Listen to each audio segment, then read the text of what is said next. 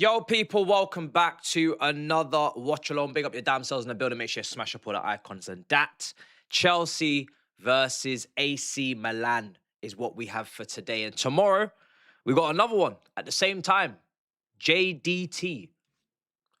JDT versus Chelsea. So, yeah, listen, I don't know how many substitutions we're going to get today, considering we're playing tomorrow. I assume that game tomorrow is so everybody can kind of play 90 minutes, or at least large majority of the players can play 90 minutes on both matches.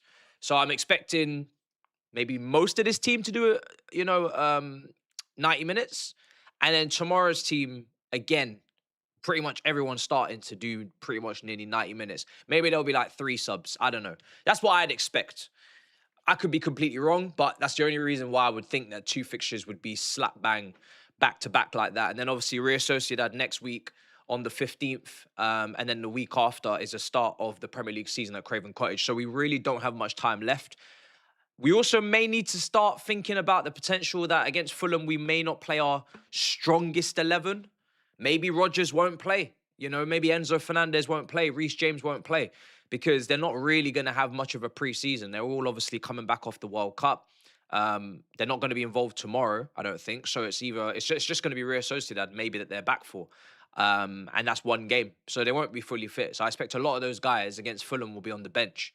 So the team against Fulham is probably going to be quite close to this team. Colwell will probably come back in. Hopefully he's fine. He's not on the bench today, but I hope that he's not got a massive issue there. Pretty much apart from that, that is the team, people. So obviously there's going to be a lot of sales as well. Starting 11 on screen, Sanchez in goal, Palestra, Achampong, Fofana, Hato, Caicedo, Lavia, Palmer, João Pedro, Neto, and Welbeck. Obviously, we made a new signing yesterday. He'll probably be around for the Real Sociedad game. But then again, Spain, well, he wasn't involved. Yeah, he's not involved with Spain. So, yeah, he'll be there for the Real Sociedad game. He'll be announced maybe today, maybe tomorrow. So he'll be at left back. Again, don't think he'll be starting. I guess he's played pre-season with his team, but he's not played with us. So again, Hato's probably the guy that's gonna feature at the beginning. So very interesting. Very interesting. Or you could be right in the comments, maybe it'd be 45 minutes each for everyone. Maybe we'll see 11 changes at halftime. And then maybe the next game, again, 45 minutes each and 11 changes again. Everybody gets their 90 minutes that way. So maybe, I don't know. But I'm thinking if you're going to do 90 minutes full, then you're going to get used to the kind of the duration of the game and getting tired legs at the end and knowing that you still got to go on for another 5-10 minutes. Better preparation for the season. If you do 45, that's not really a fair representation of what it's going to be in a couple of weeks' time against Fulham.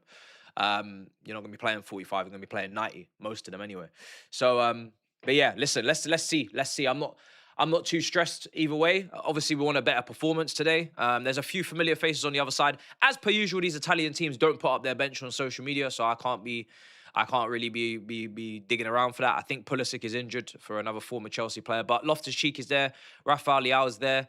So it'd be nice to see Loftus-Cheek back playing against Chelsea. Obviously, Modric as well. 3-4-3 formation, I believe. And hopefully we get a much better performance than we got against Juventus because we could do with a good performance. Just to feel like these guys are getting closer to being ready for the first game in the Premier League season. And we didn't have a lot of guys go to the World Cup. So although we are missing some players, the other big clubs are probably missing a hell of a lot more players than we are. We had a very small amount of players go to the World Cup this summer. So a lot of these guys should be getting closer to fitness for the Fulham game.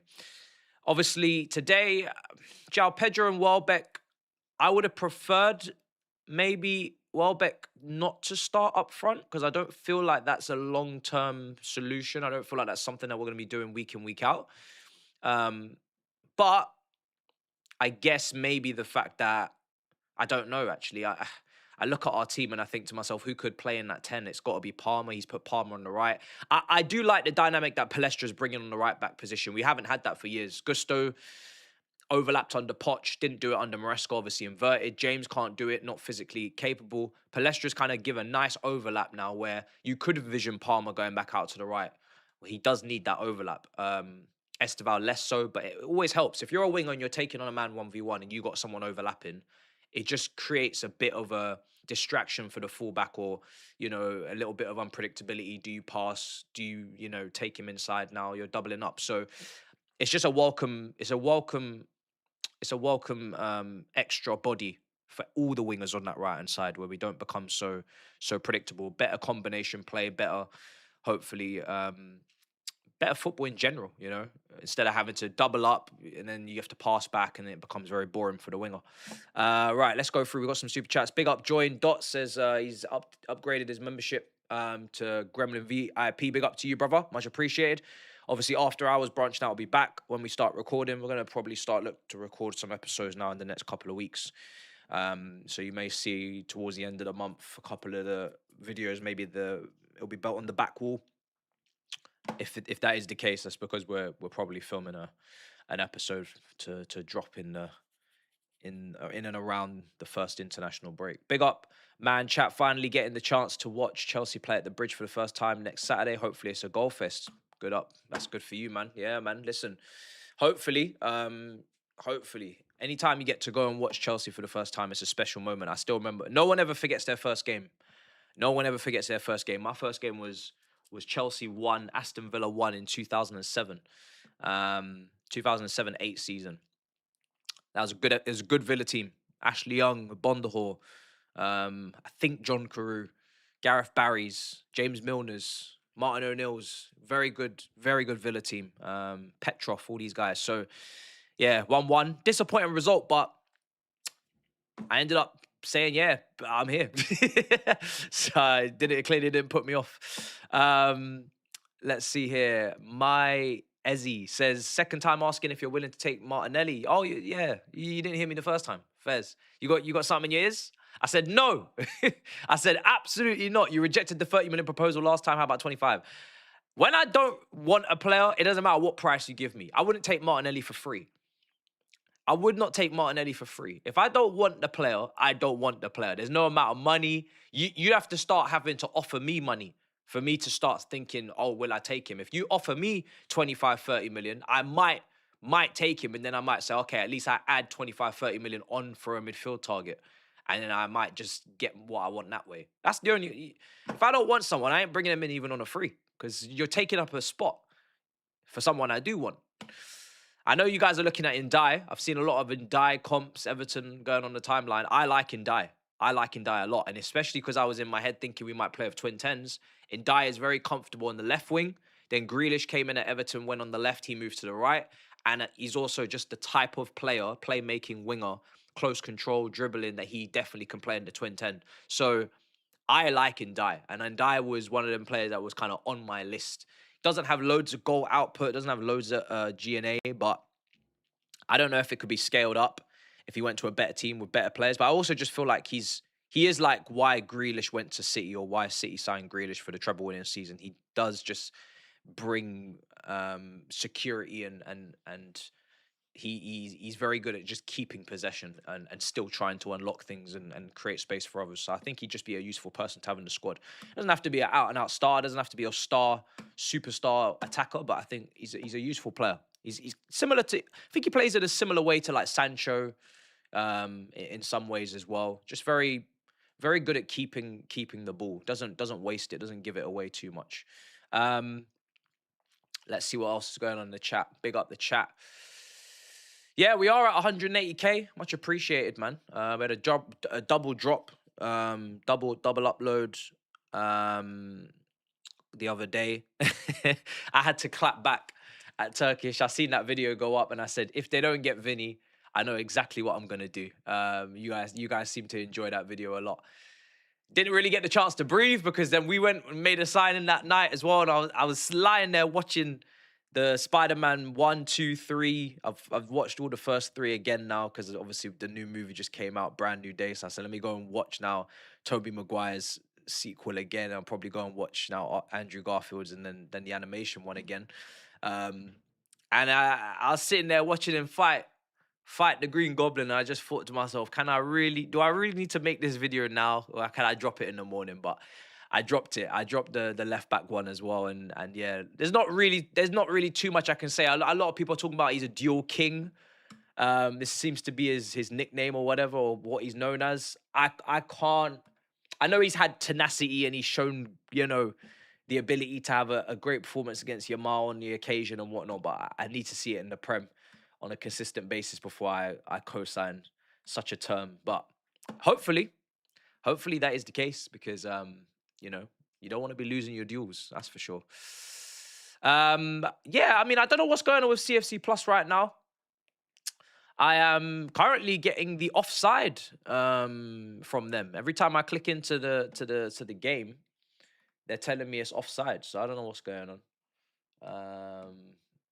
It's just being weird. Maybe I'll have to get my laptop and just try and watch it on that or see what's going on. It's just being a bit odd. Is everybody happy with the lineup? I mean, the lineup doesn't have Tosin in it. It doesn't have Delap in it. I think that's all everybody wants at this point. I don't think anybody asks for any more than that. As long as them two are not in the team, job done. Yeah, when I don't know if anybody else has got this right, or maybe I'm too early. What time is it? Time's 15 minutes to kick off. It says offside ! 404 error. I ain't got an internet problem because I'm literally streaming, so I don't really know what's going on this site today. If I click into something else, just let me know in the chat if you've also got that issue, because then at least you have the same. Fantastic. I mean, not fantastic. It's not good news, but it's comforting. It's comforting to know that I'm not the only person having an issue here, because I don't know what is going on. We pay for this, what's going on right here? I'm gonna try and click into something else. Actually, let me just see. Extended highlights. Chelsea women, Auckland FC. Okay, that worked. So it clearly is just that that particular feed is not working. Chelsea versus AC Milan. I don't know what's going on, but they better fix that because we paid money for this. So let's see what happens. Is anybody else having the issue? You have the same. It's working for you. Showing the stadium. I'm in, but broken audio. Oh, yeah. I don't even care about the audio at this point. I just give me the footage. I don't even care about the audio. 404. Okay, you have the issue as well. So some people it's working, some people it's not working. It seems to be like a 50-50 split. CFC Plus is down. I'm sure if I go on Twitter, a lot of people are going to be complaining as well. Let's just see up until maybe the game kickoff, and at that point it better be fixed because we need to be watching this game. Updates on Palmer. Palmer starts, so clearly okay to go. Clearly okay to go. Colwell not in the squad, so clearly not okay to go. I'm hoping he'll be back for Real Sociedad. Obviously, I think I would have slightly preferred Penders to start just because I want to see more of Penders. I've seen so much of Sanchez over the years. I've seen the best of Sanchez. I've seen the worst of Sanchez. I've seen Sanchez. And clearly Sanchez is going to be our first choice goalkeeper going into next season. Penders is going to be second choice, and then maybe he'll get the cup games, and then might get some games here and there in the Prem. And then, those games around Christmas where you go away from home to Southampton and away at Leicester and games like that. Whole City it will be this season. He'll probably get a few of those games against the promoted sides, and then maybe he'll prove his point. If Sanchez makes an error, then he comes in, things like that. But I think at the moment it is first v second there. But I would have preferred to see him because I just haven't seen enough. In Sabino, he's having a very good pre-season. Obviously, Achampong starts, and he desperately needs to have a good performance because I think his stocks have dropped a little bit after the game against Tottenham where he just was not good. I think Insamino's had a very good preseason considering the fact that he's been playing out of position and he's had to play left back and he's had to play on his wrong foot, on his wrong side. We know how good on the ball he's meant to be as well, so that doesn't help when you're having to play on your wrong side. But he's actually looked quite good over there, and that's encouraging because I think my concerns are with the centre-backs is we don't really have necessarily a left-sided centre-back because Badia Shill's meant to be leaving. He's the other left footer. Fofana's on the right. Achampong's on the right. Lacroix will be on the right. Whoever else, pretty much everybody that we have is on the right. Malang Sarr, I think he'll go out on loan. So Insamino being a right footer, but being capable of playing on the left and still hopefully distributing the ball in the best way is a bit comforting as well, because we don't really have a clear second choice left side of centre back unless you put Hato there, but then you're taking a left back in a back four and putting him centre back, and then you're kind of losing something there potentially. So yeah, let's see. Yeah, I saw what he said in the press conference about the goalkeepers. Yeah, I mean the club never really wanted to move for a goalkeeper. It's kind of obvious. They made that clear, and now it's even more clear. So still not working for me. I'm going to close the tab and just reopen it completely, because that's what happened. That's what needed to happen last time. Let me just shut the whole damn thing down. But yeah, in terms of the club, they've always backed Penders from years ago. So even with Mike Maignan, was it last summer? Last summer, you kind of knew they never really wanted to go and get him. Hence why they were making these incremental, disrespectful offers. So I think, yeah, Penders has always been the plan. And it just means that we have to kind of sit through another campaign of a keeper that can be great at times, but is clearly not a title-winning keeper and is clearly not an elite, world-class top goalkeeper. So he's not going to be good enough, basically, for what we're meant to be trying to strive for. So one more season of that. I'm sure there'll be a few errors. There'll be a few mistakes that we all get very angry about. Hopefully, the less the better. And then Penders, maybe the following season, will be kind of good to go and ready to start games and play to a high level. It's still not letting me watch, guys, and I don't know why. I'm gonna bring another device in and get my laptop involved here,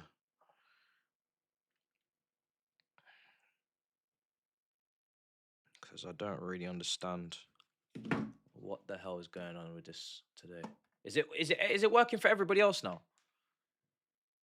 Is it working for everyone else? Let me check Twitter. 4-2-3-1 as usual. Yep, 4-2-3-1. We haven't played a back three all preseason. We're definitely not playing a back three today. I don't think. Although now that Neto starts, you could shift it to a back three, and it could work as Palestra, Neto as wing backs, Achampong, Fofana in the middle with Hato on the left, double pivot as it is on screen, and then your front three would be Palmer, Pedro, Welbeck. If we wanted to play a back three, maybe. Hopefully, we might even see in-game a mixture between the 4-2-3-1 and the back 3-3-4-3. I just want to see what it looks like at some point. I mean, it's preseason. This is kind of the time to try it. If you're not going to try it now,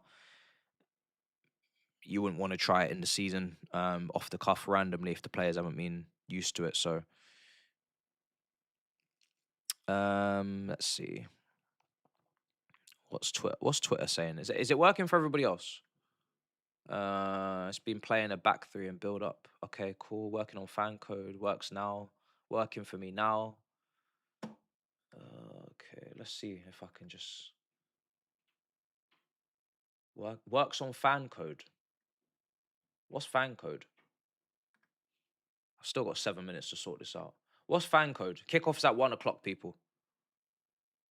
It's working. It's not working for me. I'm gonna bring my laptop in and it just keeps bringing this offside 404 thing. It's so silly. Mate, do you know what I'm gonna do? Let me log out and log back in, because let me log out and log back in.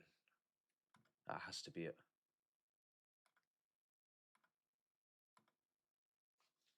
Yeah. It has to be it.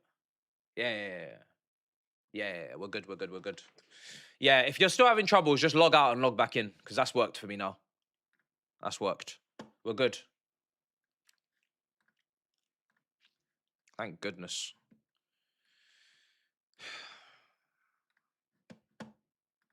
Cool. Yeah, don't bother refreshing. Don't bother closing the tab and open it back. Just log out and log back in. Yeah. Or like maybe just go to the main page, just try and rework it, go somewhere else. I know if the audio is messed up on your side, the audio is just messed up. The audio is their problem. That's them. That's not a you problem. Right now, my audio is fine.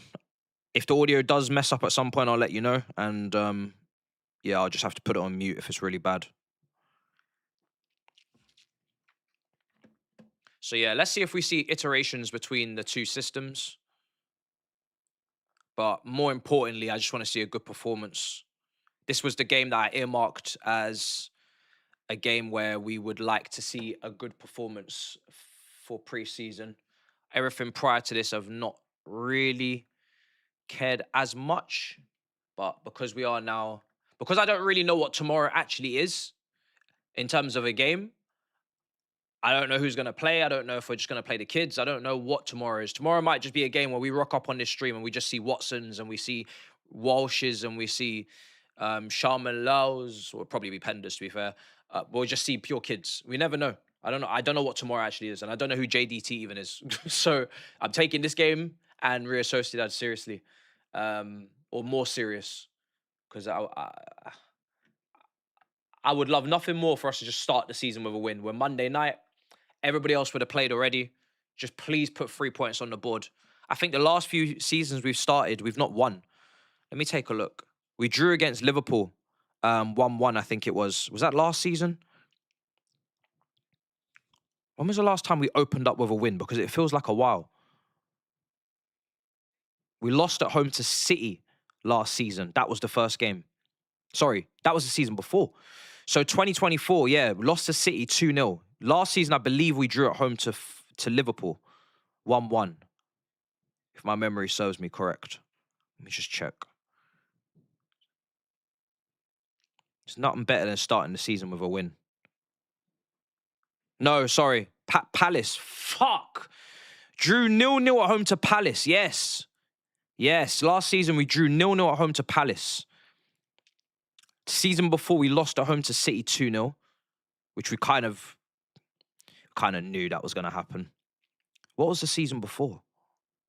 Bloody hell. When was the last time we won on the opening day? Season before was 1-1. Yes, Enzo Fernandez's debut. I remember. Great performance. But we drew 1-1. Fuck. I mean, then we lost to West Ham. The blood fire. Can we start a season correctly? When was the last time we started the season how we mean to go on? Nah, bruv. This is bonkers. I'm going back to 2022. Far. Bro, we need to win the first game, you know. This is ridiculous. I'm going back. I might not be doing this the most efficient way, but I'm doing it. This is dark. 2022. Beat Everton 1-0 away. Jorginho.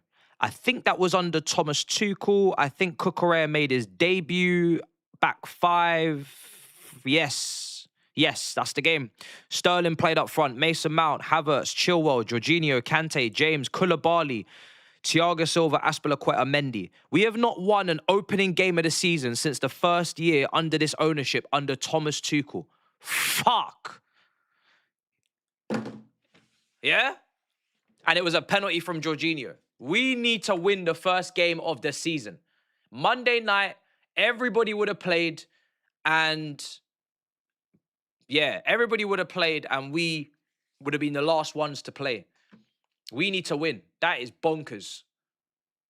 Wow. Wow. Wow. 2022. 4 years it will be.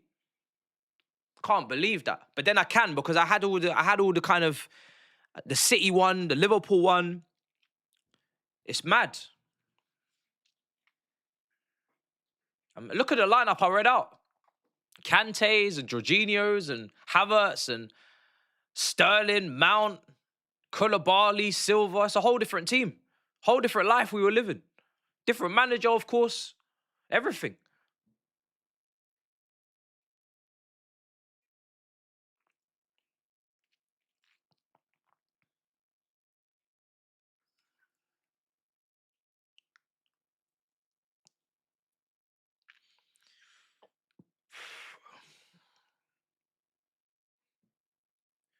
Big up. We're about to kick off soon. Timer's going to be on screen. Let me get that ready. Playing against Loftus-Cheek today. Former Chelsea grad. Love that guy. Just seen him walking out now. I used to call him Brick on Skates.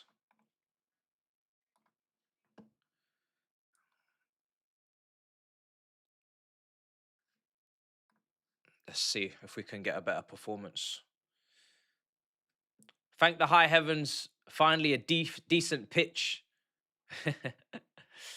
Yeah, you're right, because we've been having a fair few bad pitches. This does look like a lovely pitch. Does look like a lovely pitch. Charlie says, can't believe I'm saying this, but cook this fraud. GGMU. Oh, obviously, yesterday, yeah, I did see the the news about Arojo going to Liverpool on loan late last night. That was so random, man. That was so random. Fair play to Fabrizio as well, because he got the exclusive on that one, like clear as day. Ain't nobody seen that one coming. That was so random. So random.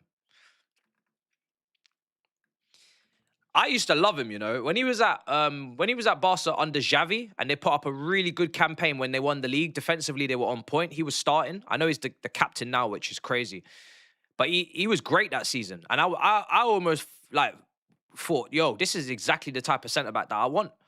He's aggressive. He's quick. He's great in the air. Okay on the ball, but just kind of everything else ticking all the boxes. But since then, he's just turned into a crackhead. Absolute crackhead. And I've left all my stocks now. I've not still got stocks in him. I did used to have loads of stocks in him. I thought he was brilliant that season, but yeah, ever since then he's just gone off the boil. Then I'm seeing like red cards. I'm seeing him be like so rash. I'm seeing him make mistakes. I'm seeing him catch the ball in play. I'm seeing him take time off after Esteval rips his clout. I'm seeing all sorts. I don't know what's going on. Obviously, he's going to be a depth signing for Liverpool. I think Xhaka will probably start next to Van Dijk, and then Arojo will be back up along with the other player that they've got from last season that was injured all year. But a lot of injuries, yeah, exactly, a lot of injuries. So maybe the injuries have done it to him. It's a shame. Let's see what happens. But yeah, definitely not a sign into fear. But if he does find a way to rediscover his best form, which we haven't seen for like 3 or 4 years, then it won't be a bad transfer. But right now, it doesn't. It's a loan for a reason. Put it like that. He's not been on it for a long time. Yeah. He had anxiety attacks. That's mad.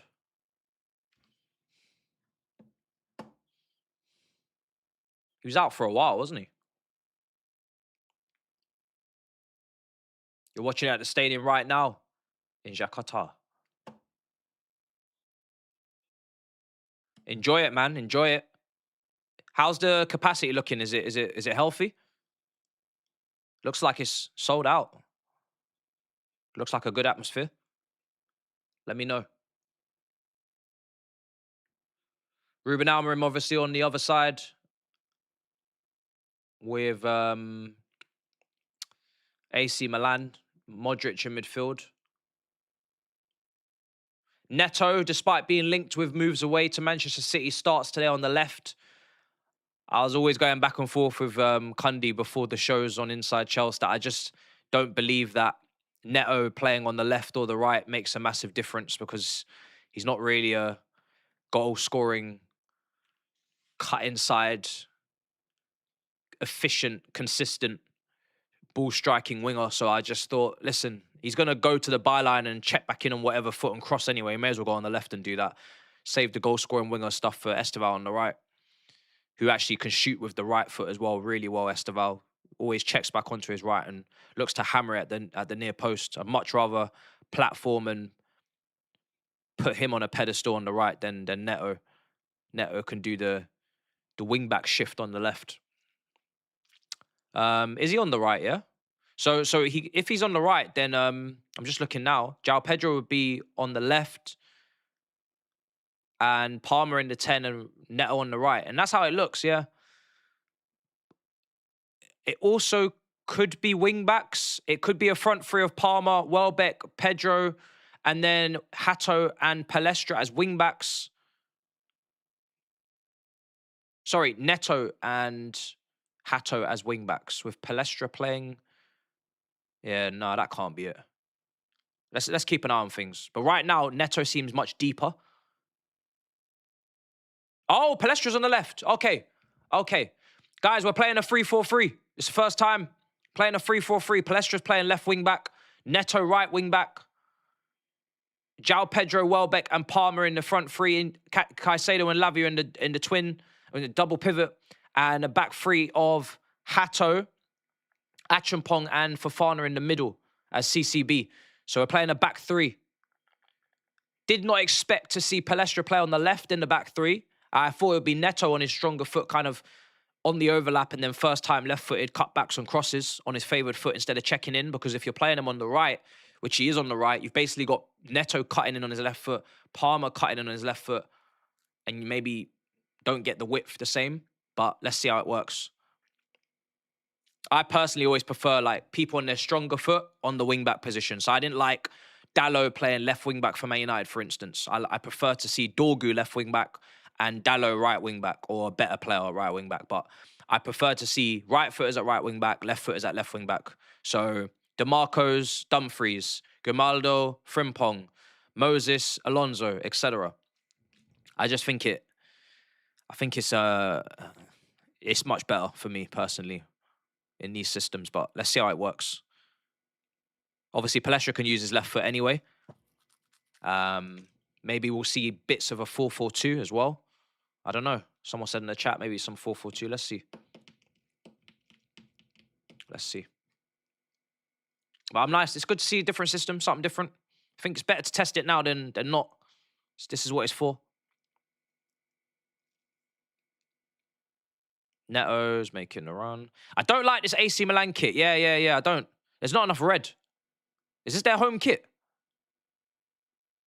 If this is their home kit, I don't like it at all. It must be their home kit. There's not enough red. You can't go wrong with the stripes. Don't know what this is.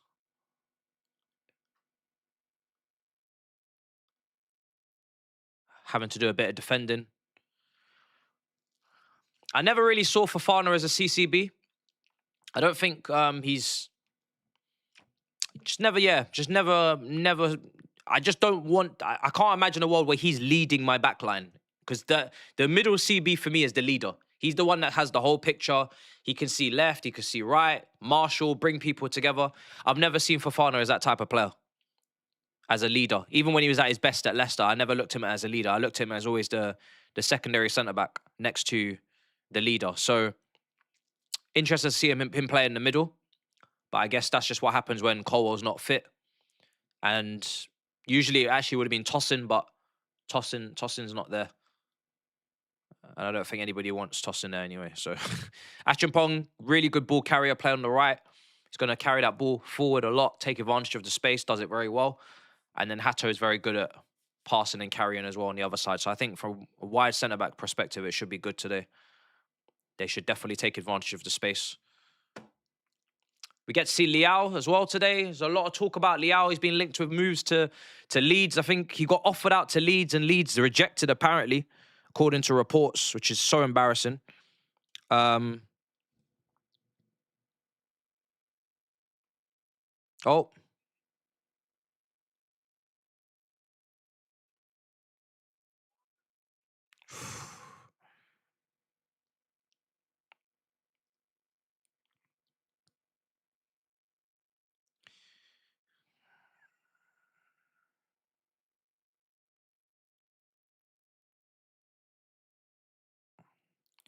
Sorry, guys. Just making sure I have a graphic designer for the review. Here's Neto. Palmer. It's poor ball. Way too high. Goal kick.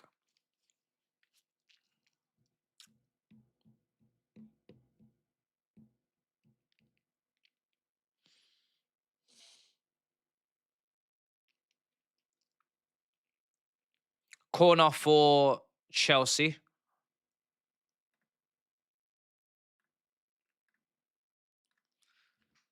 corner is going to be taken, I think, by Caicedo.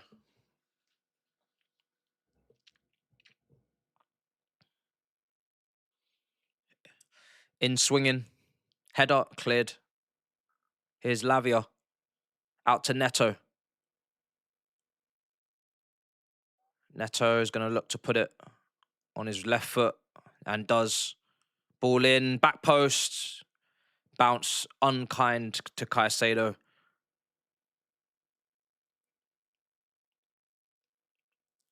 Yeah.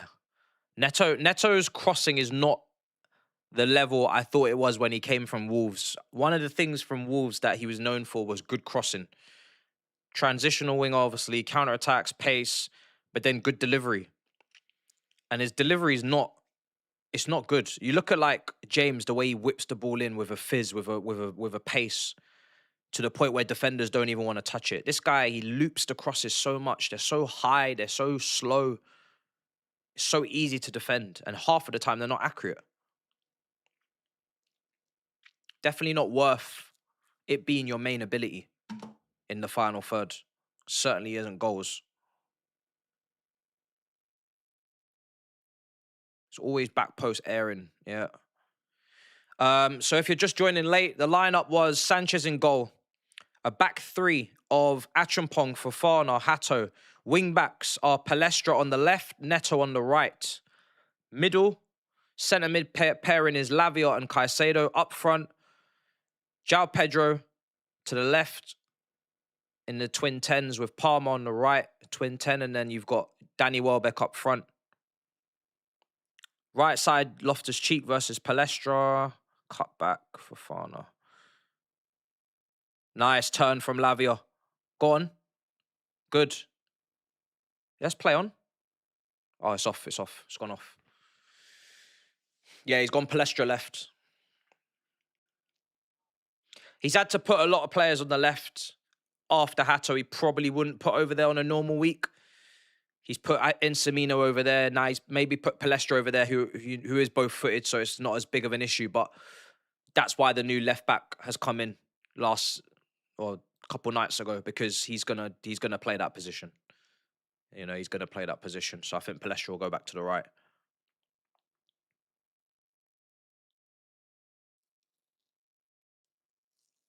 Unlucky. Here's Leao. He's going to be up against Achampong a lot today. Sidestep. Done well.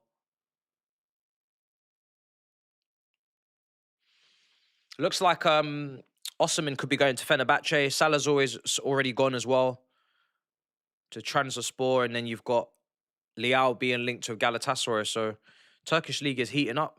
Obviously, Osimhen's already over there. Lukaku now. Could be a...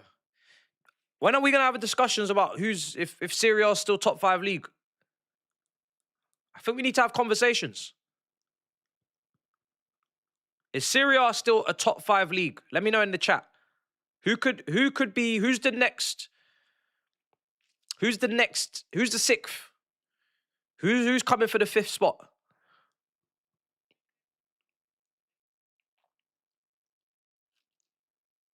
Who's coming for that 5th spot? Because the Turkish league are snapping up some interesting players.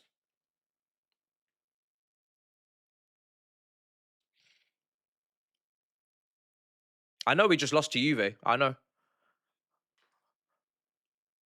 But that doesn't change the situation overall. Still top 5?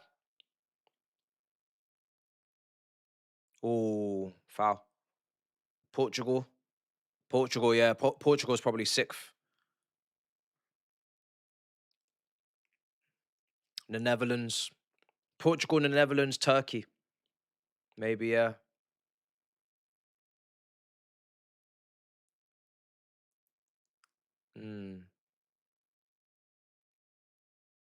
It's interesting.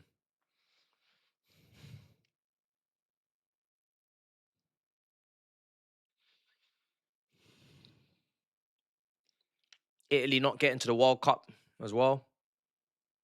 Back to back. I think the last bit of European success from an Italian team was Atalanta in the Europa League final against Bayer Leverkusen. Xabi Alonso's Bayer Leverkusen stopped them from doing the treble / quad, if you want to count the Super Cup. Outside of that, I can't remember too many Italian teams. I mean, Inter obviously got to the semi-final, lost to Barca. Oh, Chelsea. Oh, Pedro unlucky. Saved by the goalkeeper. One long boot up front. Just managed to go straight through the heart of the AC Milan defense. And then João Pedro is just making a beeline and couldn't quite get it past the keeper.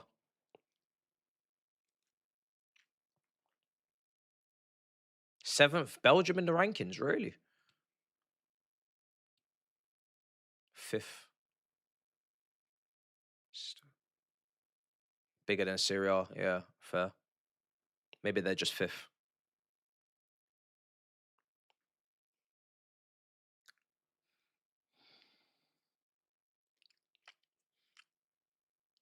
Yeah, people say that Leao is washed, and I hear the performances have not been where they are, but part of me just can't look past the talent. The talent has to still be there. It can't just be gone. It can't be. It can't be. I do want him to move, though. I think this AC Milan stint has become incredibly boring. He needs to move.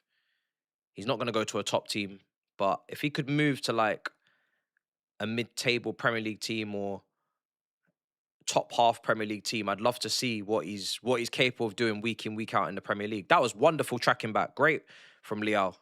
Hard work. It's not really something he's known for, but got back there, made a good slide tackle. Maybe he's trying to impress for a move.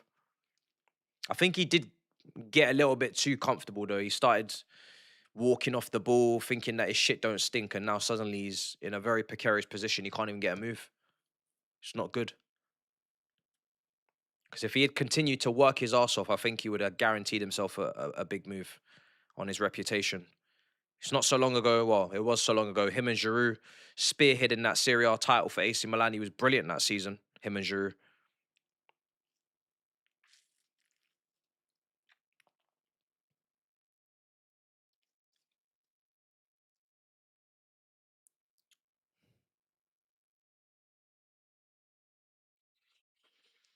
Would I take Leao? Yeah, I would. I think I would. It's a risk. It's a risk for sure, but he would immediately be our most talented left winger. Not our most hardworking, you know, all those things. But I think from a technical standpoint, he has more attributes put together than the others. Obviously, everybody talks about Mudrik's playmaking, crossing, ball striking. He's shown glimpses of kind of everything, but he's not put it together to the level that Leao put it together for AC Milan. So I can't sit here and say that Mudrik is above Leao. You know, if we're saying Leao's washed, Leao had to do something to be washed in the first place. I couldn't even say Mudrik is washed. He hasn't done anything. We've just given the ball away. Leao, here's his opportunity. Blocked. Good defending.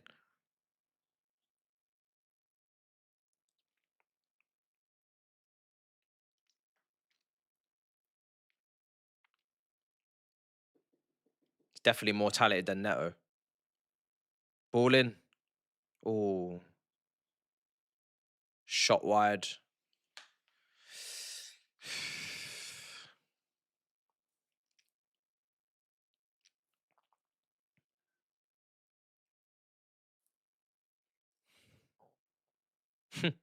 That was a very ambitious acrobatic effort from range. Going to be very difficult to make that stick.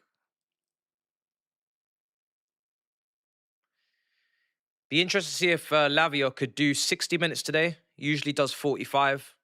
If he could do 60, we need to start seeing incrementally more. Obviously, they've got to do it at the pace that is okay because we can't have him getting injured. But it would be nice to see progress from him from a minutes perspective. Oh, unlucky Welbeck. I think that's hit the post. Was the keeper saved it? It's a great effort from Welbeck. Nice play from Palestra. Finds Welbeck. I think it's a save. Left foot. Is it taking a deflection? No. thought it might have taken a nick off the defender. I don't think it has. AC Milan at the moment are way more open than Juventus were. It's allowed for a bit more of a back and forth game. AC Milan are a lot more ambitious going forward. So the game's a lot more enjoyable. It's a lot more open. They feel like they've got threats going their way. Loftus-Cheek, Rafael Leao. But yeah, I would take Leao. Whenever I say I'd take Leao, though, a lot of people tell me, "Oh, you haven't been watching him. He's washed." And you're right, I haven't been watching him. But like I said, I think for me the talent. I think the talent for me, I would take the risk.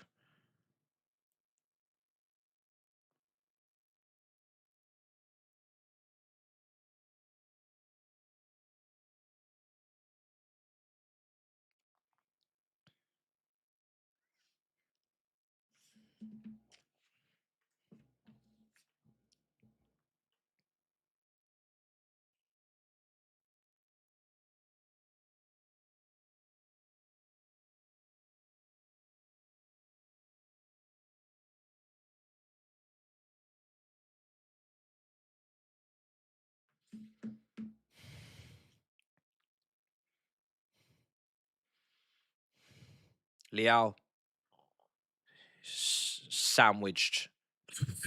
Took 3 people to stop him in the end, but Lavio Caicedo get it off him. You see what I'm saying? Like, when you watch him, yeah, you can't tell me there's not something there. There's something. He's too strong. He's too quick. He's too tall. He's got too many great physical attributes on top of the fact that he's a good dribbler. He can strike the ball. It's impossible for him to not make this. He's got to make this work. He has to find his feet and make something out of this. There's no way he's going to be just off the boil like this and just not recover his career. It's not like he's suffered with crazy injuries. He has to have something. Has he suffered with loads of injuries? He has to.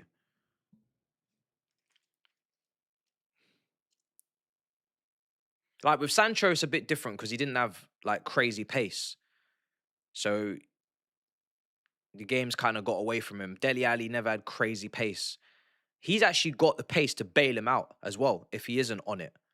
He could just go pure P and just rip someone that way.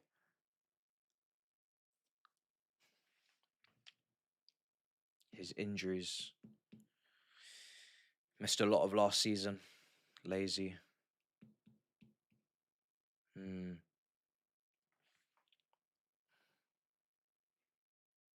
I think Pogba's different because Pogba for me did achieve at the very highest level. He won a World Cup.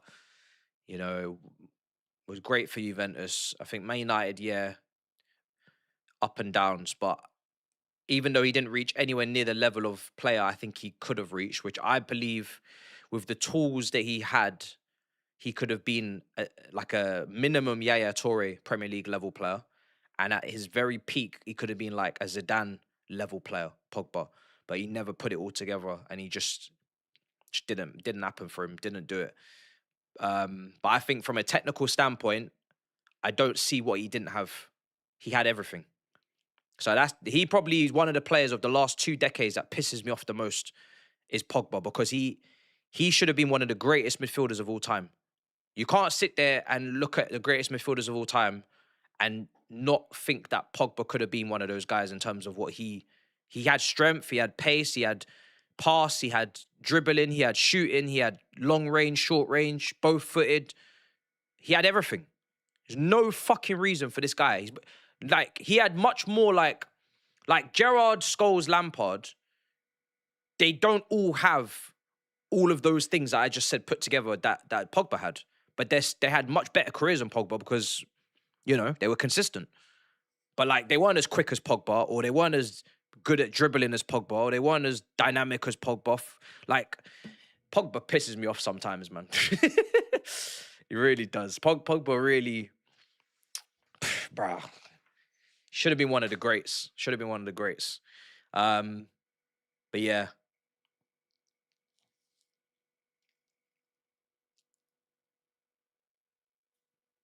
He showed glimpses.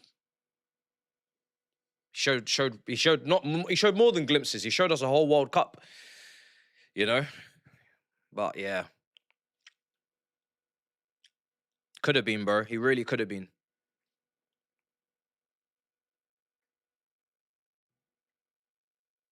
Yeah, you're saying Pogba couldn't lace Zidane's boots. Obviously, he couldn't with the Pogba we know him to be. I'm doing a hypothetical of what Pogba could have been. And in my opinion, he could have been of that level. And I'm going through attributes, and he doesn't lack anything. His first touch, immaculate. Like, he doesn't lack anything. That's what I'm saying. So the fact that he didn't put it all together is a different conversation.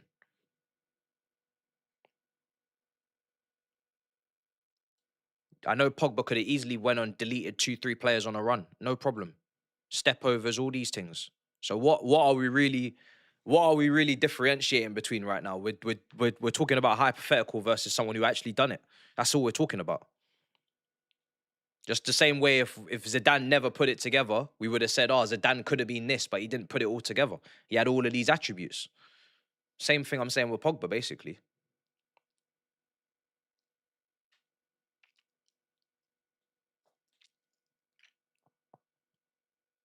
Here's Lavia.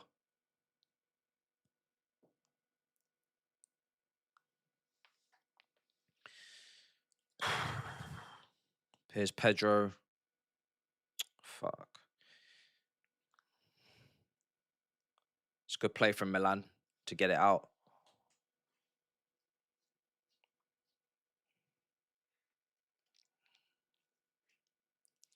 For me, the reason why I say Kante wasn't a DM is because I always preferred Kante's in 2s or 3s. And the reason for that is because I preferred him in a box-to-box type role or the freedom to move. The reason why Kante was so great at Leicester is because he had the freedom to cover the pitch. Kante was often found in the final third. Kante was often found counter-pressing, and Drinkwater was the anchor. Drinkwater was the one that just sat there, sprayed passes up and down the pitch, and didn't move too much. Same thing for Chelsea. Plays next to Jorginho, freedom of movement, up and down, box to box, getting around the pitch because he can get back. And he done brilliantly on the tackles from behind. And then obviously Jorginho anchors. So I don't see Kante as a 6 because when he did play as a 6, very rarely, I didn't like it. Arsenal away 3-0 under Conte. Ball comes in, cleared. Why would you ask someone who can move around the pitch that gracefully and that quickly to then sit in a rigid position and not move? It doesn't really make any sense when they could be putting out fires all over the pitch. It's a good block. It's a great bit of defending from Caicedo.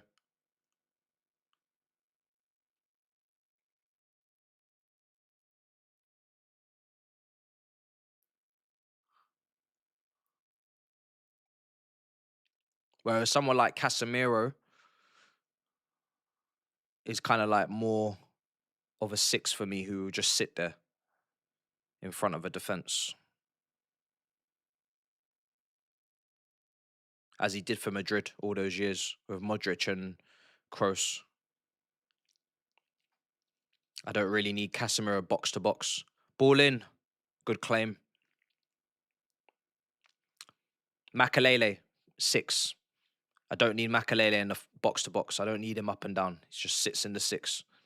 Players like that for me are proper DMs.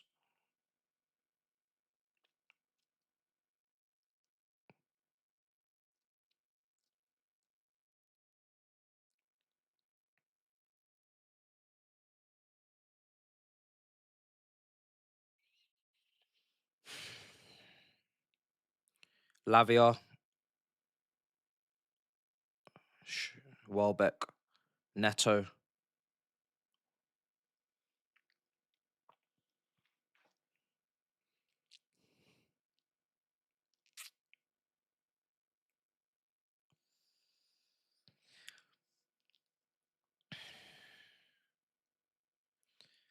Front three are quite interchangeable. You're not really lockdown 21 specific zone. Right now, Palmer's gone over to the left. Welbeck's more pulling out to the right, and then João Pedro's in the middle. The pass from Lavia is just not quite there, man. Trying to find Palmer in between the lines, but it's not quite there.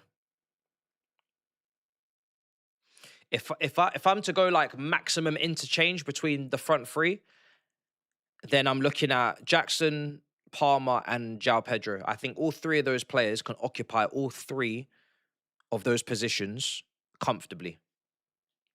We've seen Palmer play false nine, João Pedro up front, Jackson up front. We've seen Jackson drop deep. We've seen João Pedro drop deep in the half spaces.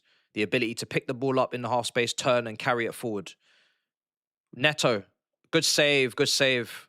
Whereas Welbeck, not as interchangeable. If we wanted to be completely interchangeable in that front three all the time. But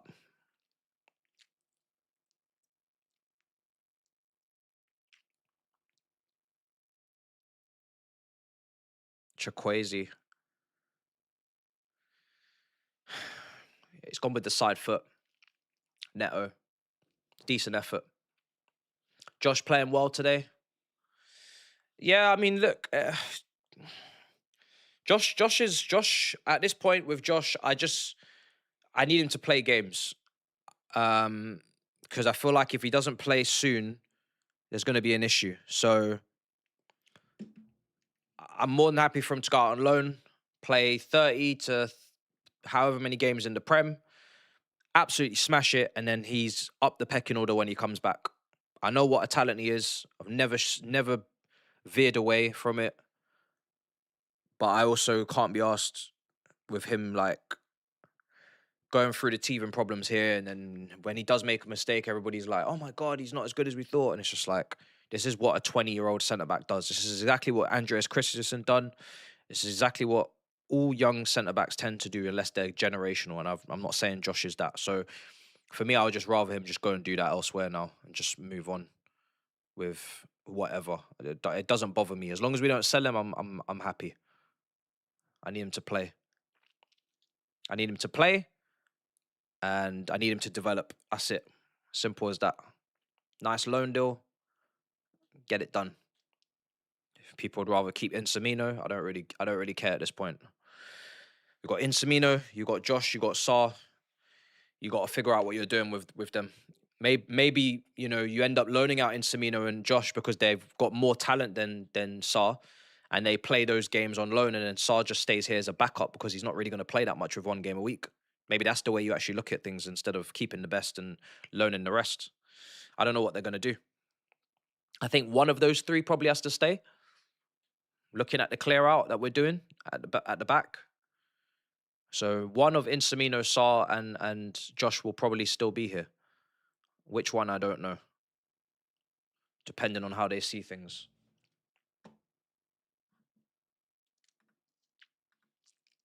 Coming forward, Milan, shot over the bar. Chelsea should buy Palacios from Leverkusen, 40 mil. I remember Palacios at Wigan. If you guys remember Palacios at Wigan. Very strong, physical central midfielder. Good player, liked him. It's from Ennis.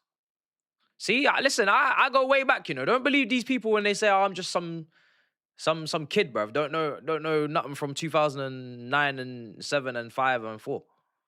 I bet you, man, Palacios is random as hell. Rimble as dross as ever. Arion. That was the Wigan team that was always fighting relegation every single year. Sean Maloney's and all them man there. Who is that striker that begins with a Z? Oh, was it Zakati or something? I can't remember him. I can't remember. I think he was Argentine. I know how to spell his name. I think it was Zarte, but I can't remember how to say it. Emerson Boyce. You had Matty Taylors. You had... Who else was in Wigan? Ben Watson was he came through at Palace.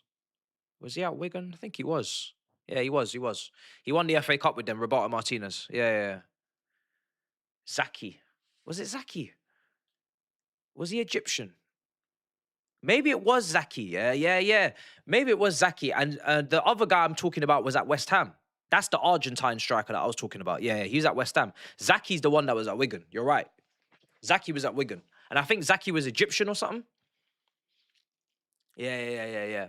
El Habsby in the sticks. Yeah, yeah, yeah, yeah, yeah, yeah. The bald guy. Yeah, yeah, yeah. Hugo Rodallega. Yeah, yeah, yeah. Colombian. That's the one. Figueroa. Yeah, yeah, yeah. That's it. That's it. Yeah, that's the one. That's the one. Rodallega. Yeah, that team. Yeah, he was Egyptian. Him and Mido. Mido was at Middlesbrough. He's another Egyptian striker as well. Mido. He's probably the first Egyptian Premier League player I can think of that I remember is Mido. Before your Salahs and whatnot, Mido was up front, mashing work at Middlesbrough. I think he was at Tottenham as well. I feel like Mido was at Tottenham. Tottenham had a lot of strikers in that period. They had like Berbatov, Robbie Keane, Defoe, all these guys. I feel like Mido was there as well. At the moment, it's a hydration break. Remember Tuncay?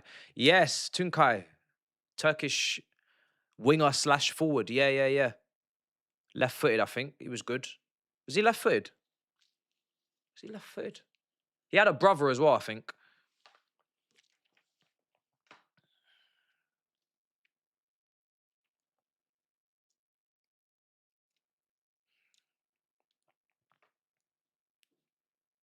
Right, hydration break over. Sanchez goes long.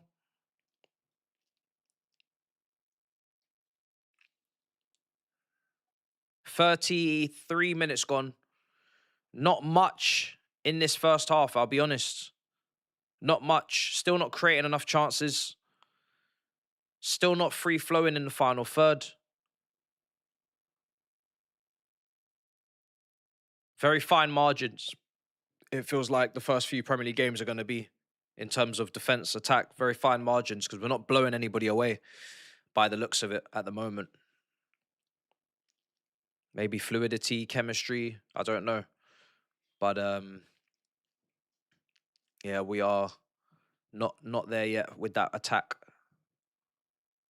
Obviously, still a few people to come back into it, but most of that attack is pretty much there now. It's just Rodgers, I think.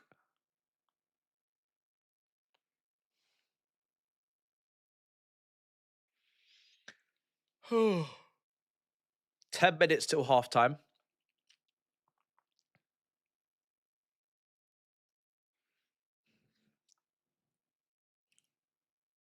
Up for the header, Welbeck. Palmer. Give it to Neto. Neto on the right. Ball in. Fuck's sake, man. His crossing is so overrated. Jesus. Man City, just come and pay. Come and pay, bro. 70 million. Come and do business. Haaland will be throwing his arms up in the air constantly. These crosses going out of play. Back post all the time. This is why I prefer him on the left. I think his crossing on the right is so predictable. He's always going to check back into his left foot and he's always going to play that same looping back post cross.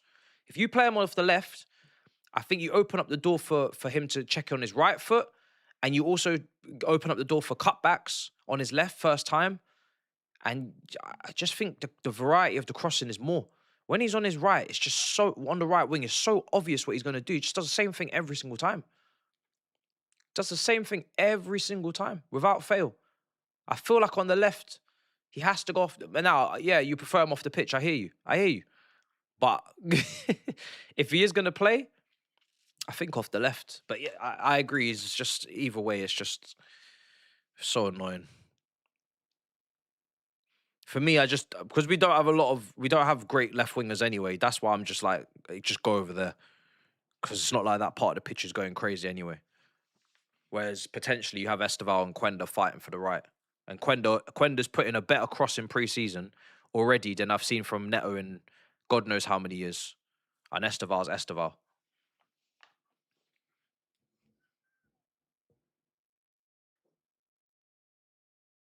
Maybe only Haaland can reach Neto's crosses.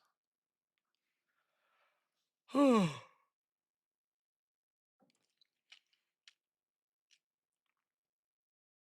Palmer. Decent pass out to Palestra. Never took it onto his left foot, Palestra, though. I don't know why. Caicedo. João Pedro. Come on.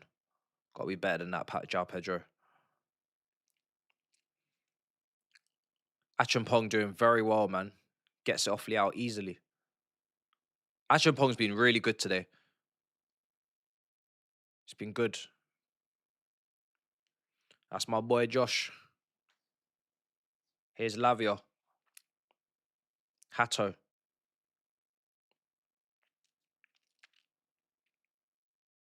There's a run being made. Fucking hell, man. Hit the ref.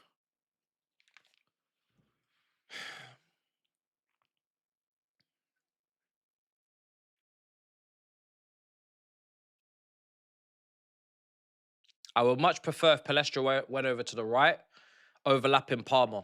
I don't like the Palmer-Neto dynamic on the right-hand side.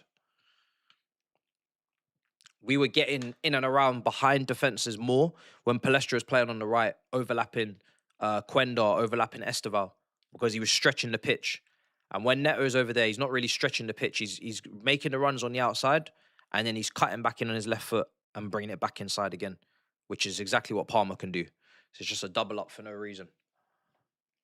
So it'd be nice if we could switch that. I prefer Palestra on the right.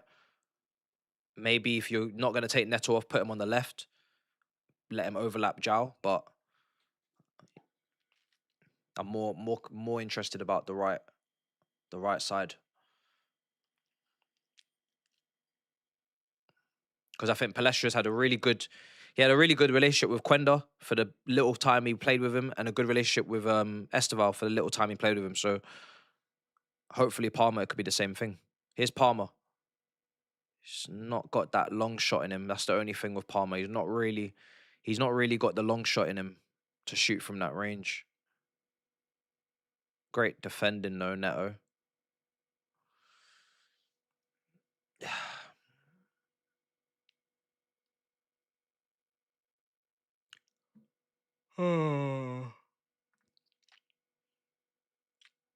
Has Chelsea had one game this preseason on an actual good pitch? This pitch looks wobbly. Well,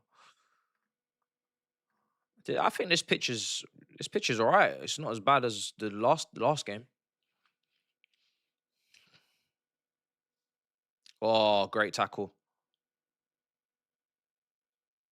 It's a great tackle from Caicedo. Don't know what this referee's talking about.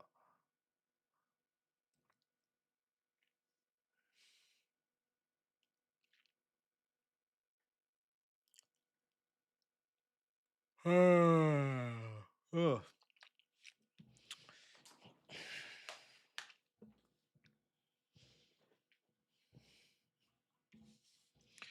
All right, half time. I'll give you guys updates.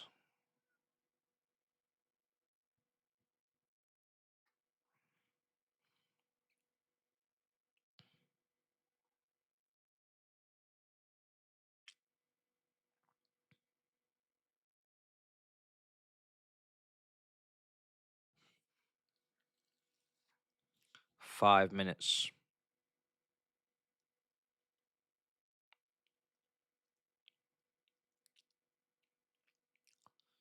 Not a great first half, guys. We'll go through changes at half time. Neto.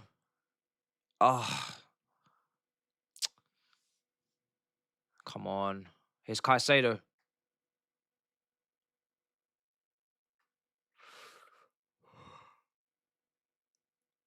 AC Milan and Juventus have given us really good examples of some of the blocks that we're going to have to face in the Prem. They've been very organised since the last maybe 15, 20 minutes. That's a poor effort, man. João Pedro's got to hit the target. You expect João Pedro to convert from there, even on his weaker foot. It's great play from Palestra. Cut back, finds João Pedro, just skies it. If he hits the target, it's a goal. Big part of the goal he could aim for there. And Palmer's the left-footed one. He's probably the one you would have wanted on the end of it anyway. It's a good chance. But yeah, the first 15, 20 minutes, it was quite back and forth, quite open. And then since then, Milan have kind of dropped deeper a bit. A lot more organised defensively. There's less spaces to attack, and now it's been a bit more difficult. Here's Lavia. Nice pass out there. Really enjoying Palestra this season, this pre-season. Even on the left here. Good play. Cut back. Nobody there. Leao on the break. Sanchez, I'm sure, is out. And goes back out to Neto. Neto's very deep. Very deep. So when Palestra goes forward, Neto tucks in and basically almost makes it a 4. And I'm maybe sure vice versa. If Neto's coming forward, you maybe see Palestra quite deep as well.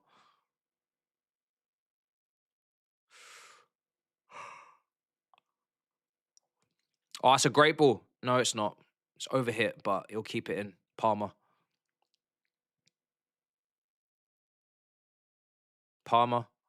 Neto. Achumpong. Oh. Leao. Yeah, Milan can't keep the ball. AC Milan cannot keep the ball. Every time AC Milan have the ball, they just put it into channels and 50-50 balls, and we just get it straight back. Numerically, we've got them sorted. Here's Neto. Come on, João Pedro, man. I want to see more from João Pedro.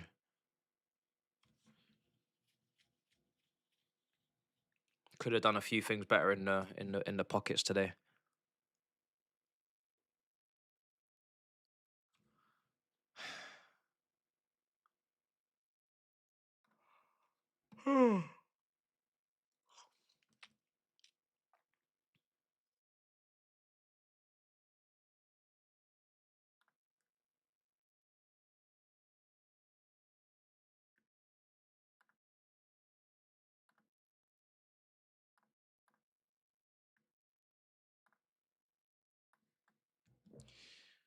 Put it on slow mode. Some people spamming, I think.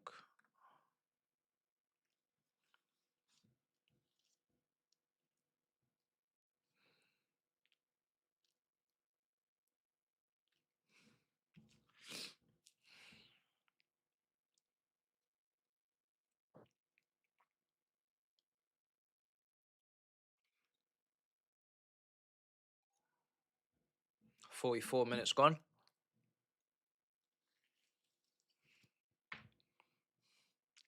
It's going to be half-time soon. Got a lot to say at half-time.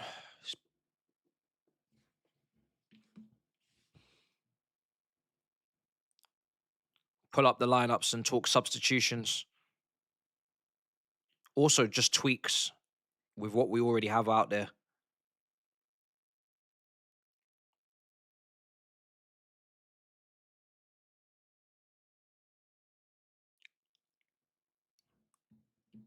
Three minutes of added on time.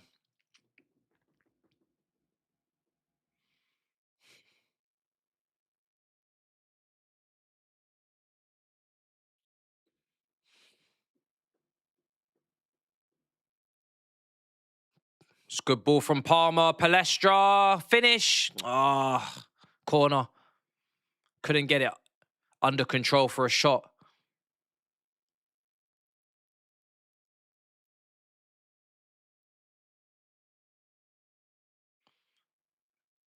Yeah.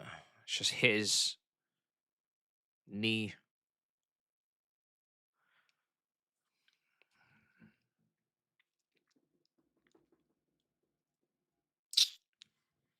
Subscriber mode is on for a day. So, yeah, subscribers only. Corner's going to come in from Caicedo. Header. Yes!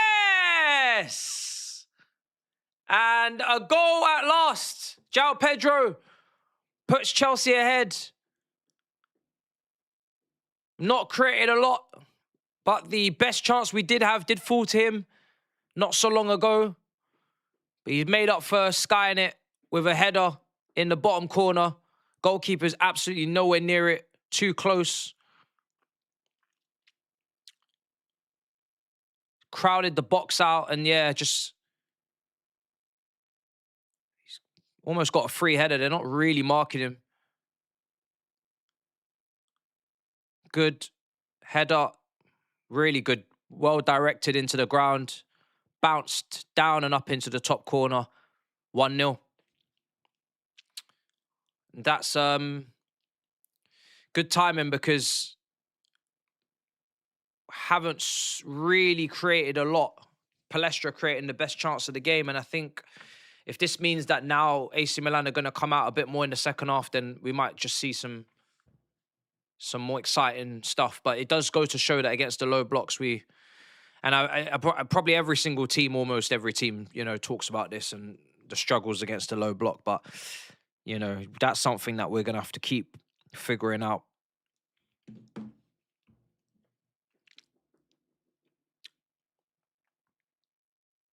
But I do think Palestra as a wing-back is part of the solution. Just depends on what side. First goal under the new set-piece coach. Yeah, 5K in the building. Big up. All right, let's just get to half-time in the lead now. We've got a lot of work ahead of us. Half-time. João Pedro. The difference between the two teams. We've got a couple of bombers to go through. One bomber.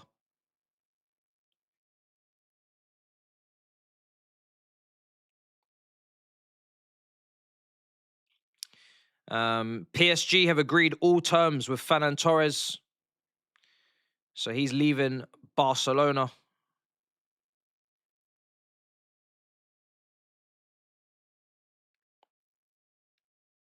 I'm sure Ferran Torres is linked to Enrique in some way, shape or form. Can't remember how.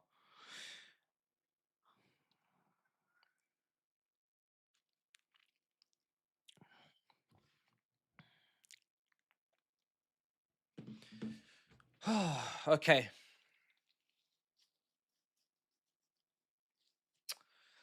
Half-time. Let's talk.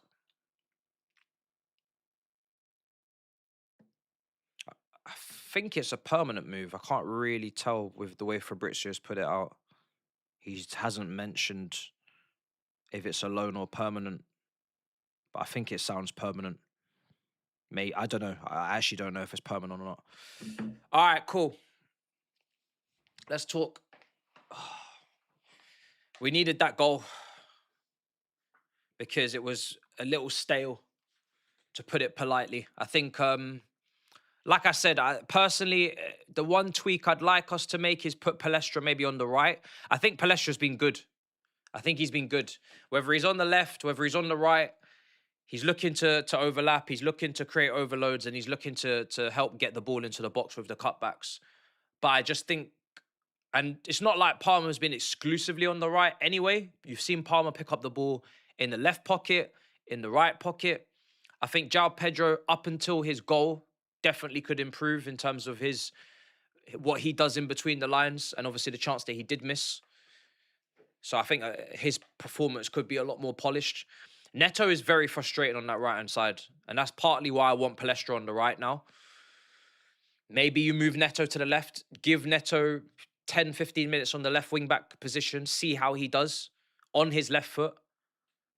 kind of with the ball coming across him so he can make maybe decisions a bit faster. Because when he's on the right, he's always taking extra touches, whether he's trying to fake to go around the outside, then check back in, fake to go on the outside, check back in.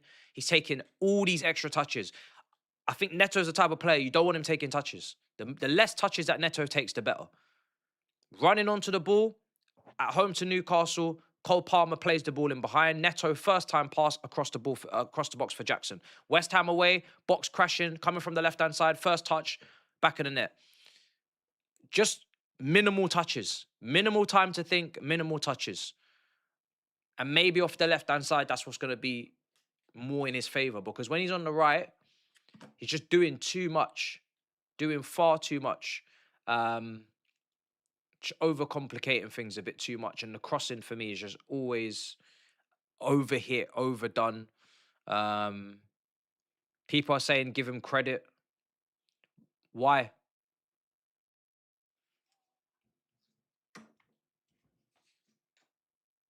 Oh, you think he was good? Okay, cool.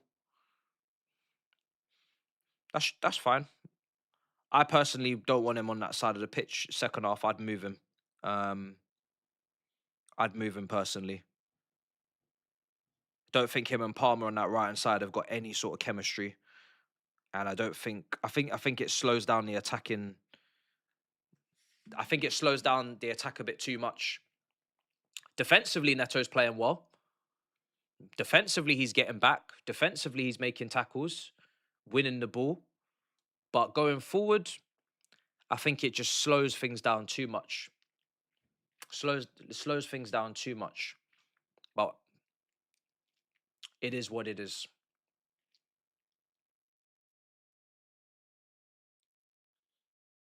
And as per usual with Neto, we are talking about off the ball stuff a lot more than on the ball stuff. And that's what I can see a common theme in the chat already. We're talking about tackles. We're talking about tracking back. We're talking about pressing. We're not talking about crossing accuracy. We're not talking about dribbling. We're not talking about shots. We're not talking about anything from an attacking perspective. So we're just going to have to agree to disagree, because a lot of you with Neto, it's just a constant thing where we're just talking about off the ball things. Yes. And that's why I've said he needs to be playing as a wing back anyway, because as a wing back, off the ball, you're going to get even more credit than you would as a winger. As a winger, you want to put numbers on the board. As a winger, you want people who are going to affect the game in the final third. But I think at wing back, it's a little bit easier for you to kind of balance things out defensively and forward a lot more. But I would prefer him on the left wing back. I definitely prefer him at the left wing back. But that's just personally how I prefer my wing backs to be anyway. Not cutting in. Achimpong's been great. I think Achimpong's been very good. There was an earlier part in the game where Liao kind of got at him a bit, but ever since then, he's pretty much dealt with everything he needs to deal with. Very physically imposing, winning the ball high up, or as high up as he can, keeping the ball ticking, doing his thing. Very, very good performance from him so far. I don't think Fofana has had too much to deal with. Earlier in the game, there was a little bit more of an attacking impetus about AC Milan, but as the game's gone on, there's really been nothing from AC Milan going forward. So I think him and Hato are kind of almost chilling a little bit. Sanchez chilling. No real shots on target. Lavia's been good. Caicedo is always Caicedo. We know what Caicedo does. He's done it last game. As soon as he comes into this team, suddenly we can have a bit more possession, keep things ticking, press resistant, receives under pressure, turns, does all of that. I think Lavia's done well as well. Kind of got out of a few tricky situations as he does very well. Want to see if he can do 60 minutes today. If he comes off at 45 again, so be it. Can he do 60? Would be nice to see it. Palmer, João Pedro. I think João Pedro can definitely improve. Welbeck, he's not a starter for me. So I'm never going to judge Welbeck too harshly from the start. I think, from 36-year-old, is he? For me, he's meant to be coming off the bench. If he's starting, we need to give him chances to score. If Welbeck's missing chance after chance, we'll talk about it. If Welbeck's not holding up the ball and not bringing it down and linking up, bringing others into play, we'll talk about it. But I think Welbeck does all those things, and we haven't created any chances for Welbeck in pre-season. So for me, Welbeck is just kind of a spearhead, creates more space for João Pedro to make runs off of him, harder to track, and we just need to create chances for him. I need to see shooting. I need to see opportunities for Welbeck. If I don't see that, then, you know, what can you do? But right now, he's been starting him. I don't know if he's going to start him against Fulham, but he's been starting him in the last couple of games with João Pedro. So let's see. Let's see. I don't think he's going to start, you know, regularly for Chelsea next season. That would be quite surprising, to be honest, if that was to be the case. Let's see what Super Chats are saying as well. Ashley says Romero Bomber. I don't think there's a Romero Bomber. And I did see he was linked to Arsenal, but I don't think Tottenham are going to sell him to Arsenal. So it looks like he'll go to Atletico or maybe Inter Milan. Danny says Achampong right side centre back, Reece wing back could be very good. Reece won't play any wing back. His fitness cannot handle it. So Reece will only play centre mid or right side centre back in a 3. He will not play wing back. So forget about it. That's why we signed Palestra. He will not be playing wing back. If Gusto doesn't leave, Gusto will be playing wing back. If Gusto leaves, Neto will be playing wing back, as you can see today. Quendo will be playing wing back before Reece plays wing back. You will not see Reece at wing back.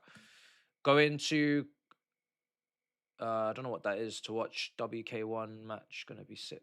I don't know what that is. I don't know if it's spelt correct or if I'm just not clued up. But big up Aussie. All right, cool. Substitutions.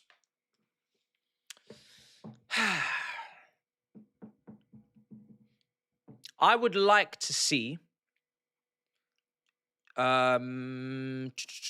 tough. So first thing I'm doing is I'm swapping Neto and Palestra for 15 minutes or 10 minutes. Put Neto on the left wing back, Palestra on the right. I think it's good to see anyway. I think it's a good thing to test, good thing to see. Yes, we've signed a new left back, but I don't want to see Hato left wing back.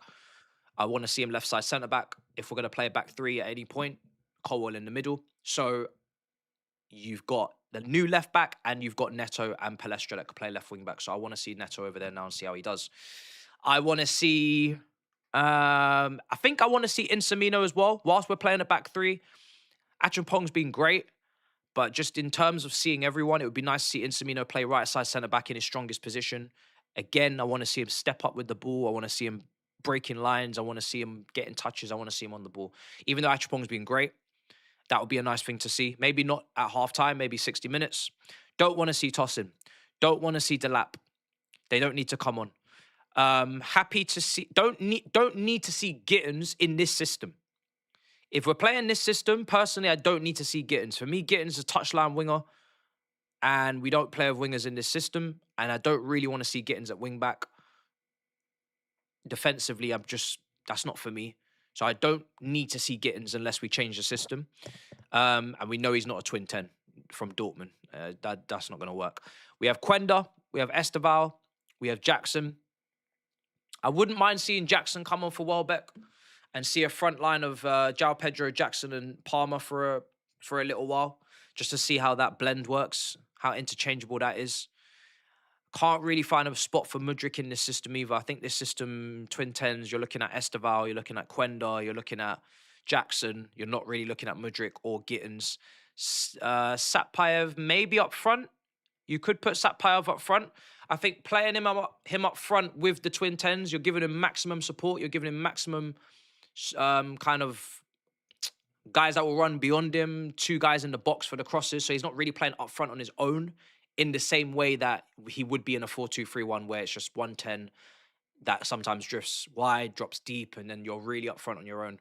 You do have people close to you. João Pedro is basically playing second striker. So I wouldn't mind Satpayev coming on up front as well, just to see it, because we've only seen him off the left. And then obviously you could put your Walshes in, your Watsons, your Asugos, you know, whatever you want, Nico, Joselu. You could put in all these guys, but you know, these are the kids. I'm not too fussed. Pender's on for Sanchez as well, but AC Milan are not really causing any problems. So it's not like Pender's is really going to have much to do unless they're going to come out in the second half and be a lot more ambitious. So right now, goalkeepers, you're not really getting much. you're not really testing them much right now under these circumstances. Danny says, if these owners ever sell Acheampong to another top 6 team, yeah, I'd be very angry. I think that would be a really stupid thing to do. Really stupid thing to do. And hence why, when I'm doing shows, I'm doing lives, I'm doing vids, I'm always seeing Liverpool fans, we'll take Acheampong. There's Arsenal fans saying, we'll take Acheampong. There's Man United fans saying, we'll take Acheampong. They don't want Disassi. They don't want Badiashile. They don't want Fofana. They don't want Tosin. They don't want Chalobah. They all always say Acheampong because they believe Acheampong is a talent that just needs to be unearthed, just needs to be given a little bit of faith and time in, and it'll be something. So that tells you all you need to know. And prior to that, he was linked with PSG, Madrid. So it's like, it's only some of the very best that keep looking at him. You know? Matt is a fake fan. He doesn't even know the names of the academy youths. Aww. Yeah, man. Yeah, I should know I should know all of the 16-year-olds. Yeah, that's my priority as a Chelsea fan. I should know all of the 16-year-olds who just turned 16 and were 15. Yeah. Why don't I just run up the under 15s team right now and just go through it? Yeah. Yeah, that's my priority. It's almost like, no, that's not the case. Do you know how many football fans don't really talk too much about the 16-year-olds at their club? Because they're fucking 16. Yeah? they're doing their GCSEs. I don't need to be talking about the 16-year-olds. I wait till they're about 18, 19. That's kind of the time we start talking about them. We don't talk about the 16-year-olds really. No, sorry. If I got rage baited, then hey ho. But I don't know. I feel like that was a genuine comment. I see a lot of people sometimes say stuff like that. I'm just like, where are we going? You know what I also don't like? Comps of 14-year-olds, 13-year-olds dribbling past players. They're 13. They're 14. When did uploading children become the norm? Just because they play football, suddenly now we're going to be posting kids. Like, what? Can we let them be anonymous a little bit longer until they're adults? Or at least 17? In my opinion, if it was my child, I wouldn't want my child posted online by some random fucking comp account.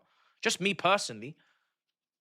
Maybe through the club's channels on the website, but not on Twitter, so they can get slagged off by grown adults. That's just for me, though.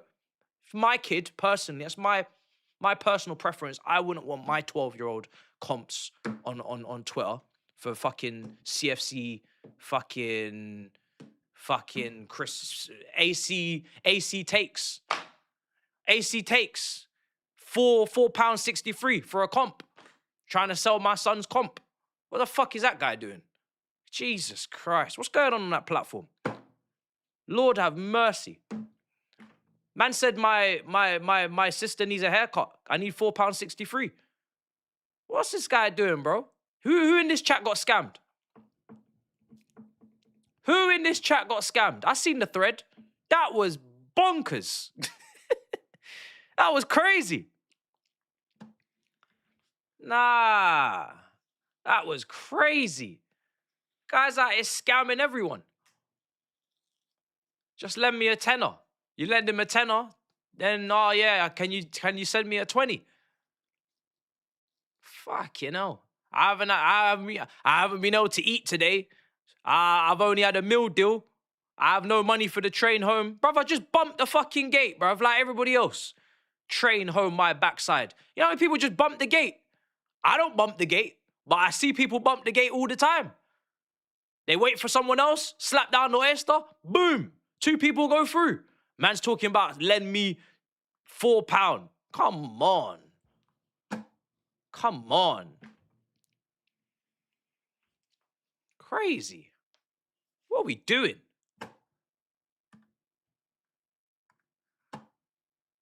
Oh, dear. These guys here, some of these guys have to be stopped. Using religion to scam people is so dark. So dark. Wow. That's a real menace right there. What won't he do?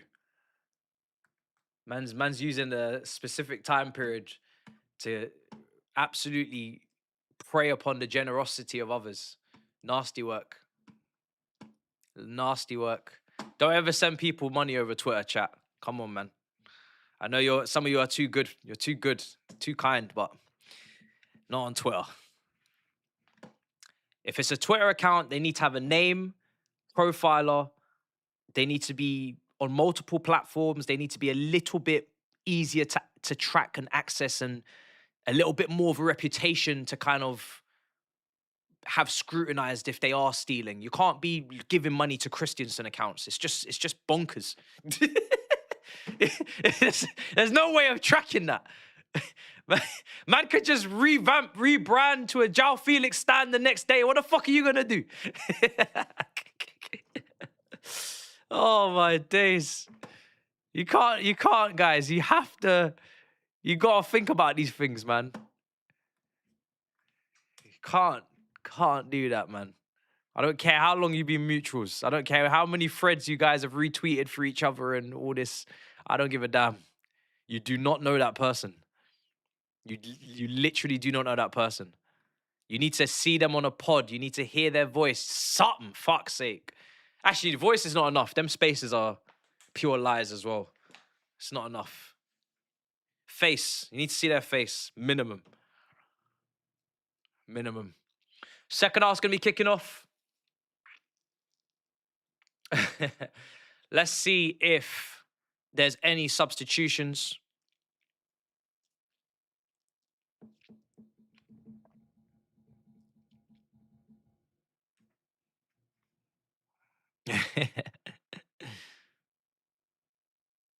Can we get some subs? Yeah, and also, let's not expect loads of changes because, like we said, we do play tomorrow, same time. So we're going to see what tomorrow means, you know? Maybe tomorrow, instead of today, you see the Quenders, you see the Penders, you see the Insaminos, you see the 90 minutes for them, who could end up being squad players. Well, two of them will be. One extra in Insamino could be.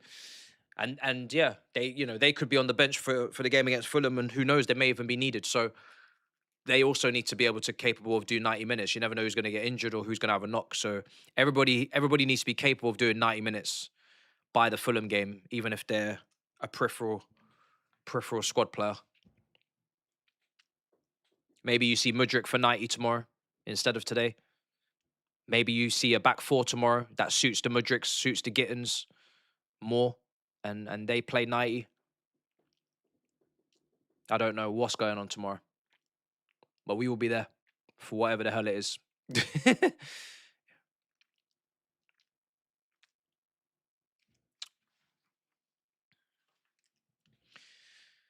Are we going to get a sub? Are we going to get a sub?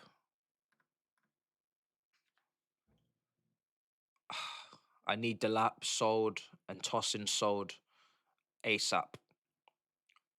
I just don't want to live in a world where they're here next season. I just need them sold. As soon as they're sold, I can rest assured. Rest a bit easier. Let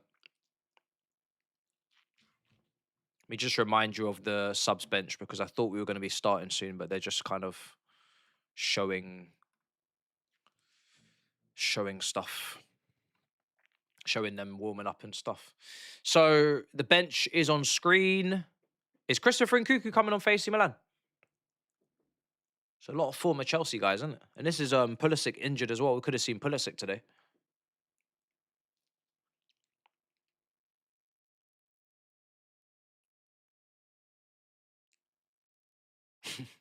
Oh, so we are meant to be out by now, but we're delayed. So Christopher Nkunku has come on for AC Milan in the 18 shirt, so we're going to see him. Chelsea are a bit late coming out.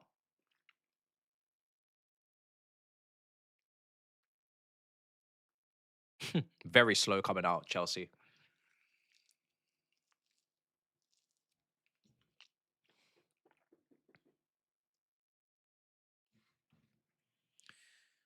Tomori's an AC Milan player as well. There's a lot of former Chelsea players at AC Milan.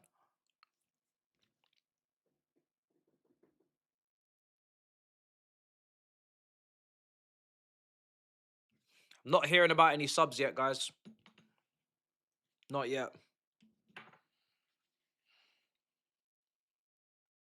And I wouldn't expect them anyway. I think with the way the fixture calendar is kind of laid out, I expect minimum these guys to be doing 60 minutes before subs. Like I said, the only tweak I'd like to make is swap Neto and Palestra around and try and get more out of Cole Palmer off that right-hand side. But apart from that, there's no other tweaks we need to really make if there's no changes.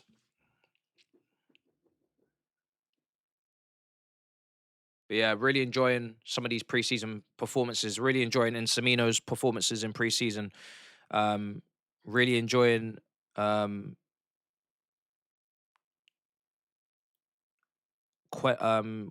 nice cameo at the beginning of the last game. Palestra for sure. What's going on there? Right, we're back.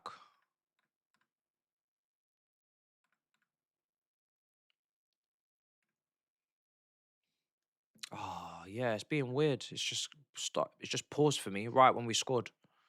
But we have gone 2-0 up. I don't know if your guys' feed also just messed up in that moment, but it's terrible timing for me.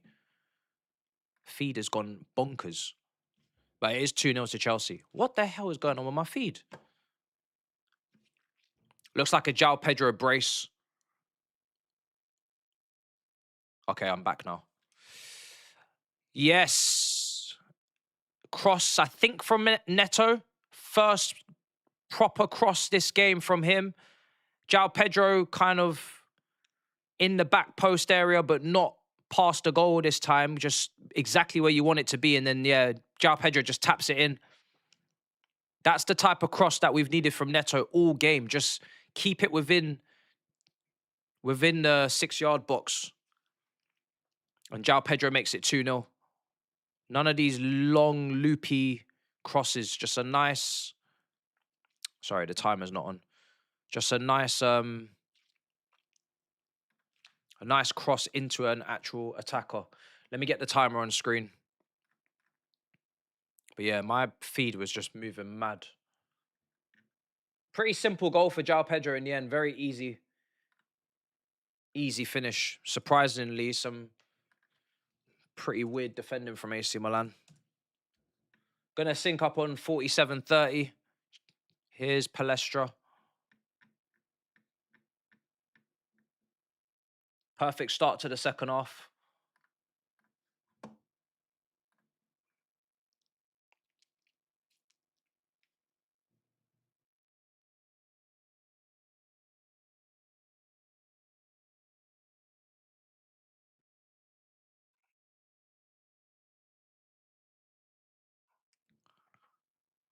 Ah, gonna have to redo this again.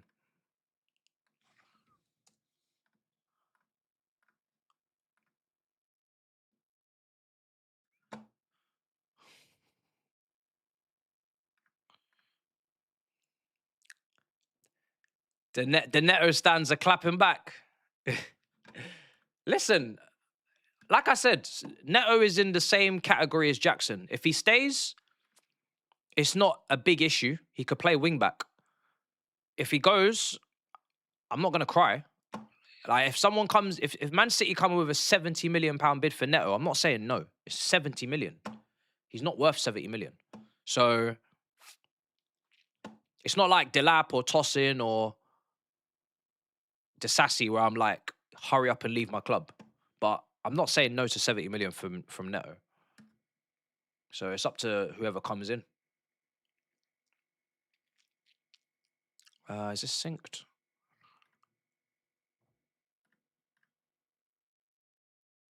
But like I said, I think wing back suits him. If we play with wing backs often enough is another question. But I think wing back certainly suits him. He doesn't have to square up against opposition fullbacks as much because you tend to be coming in from quite deep on an overload.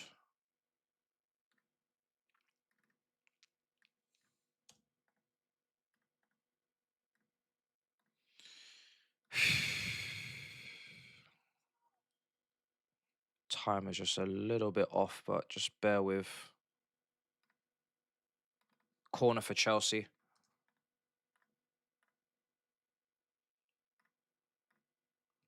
Wow.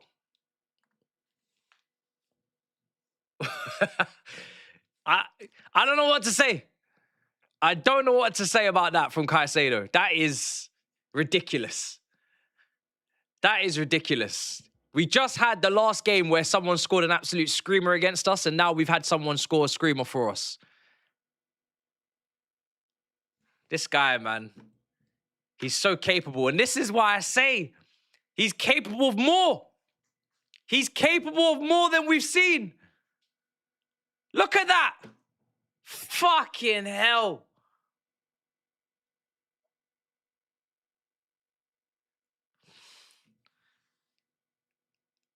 You know, I didn't think it was going in because it's like, why on earth would that technique find its way all the way into the back of the net? It's hard to generate power.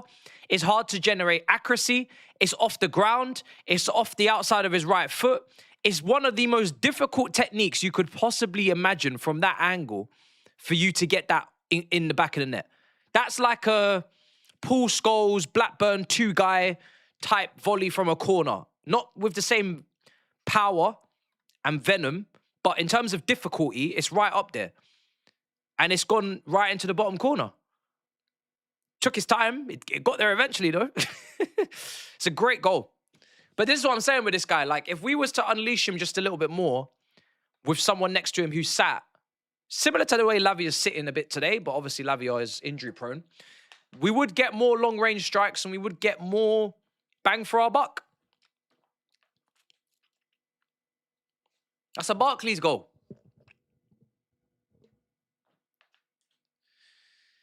I can't believe it, to be honest. A little bit stunned. Did not see that coming.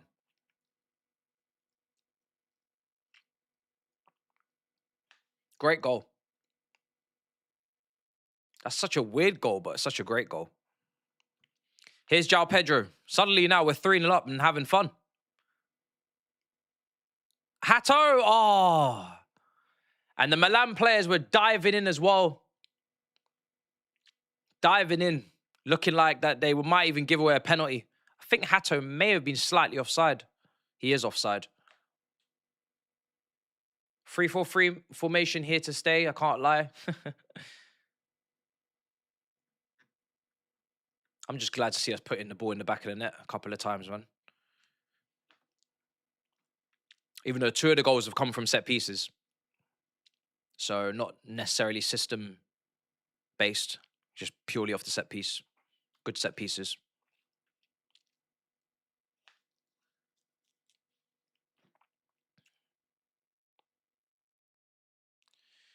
"52 minutes gone and we're 3-0 up. Suddenly what was a bit of a drag first half is a distant memory. I've had 2 goals already in the first 7-8 minutes. Here's Fofana, Achampong. Shit pass, man, from Palmer. Wins it back, good, cleared.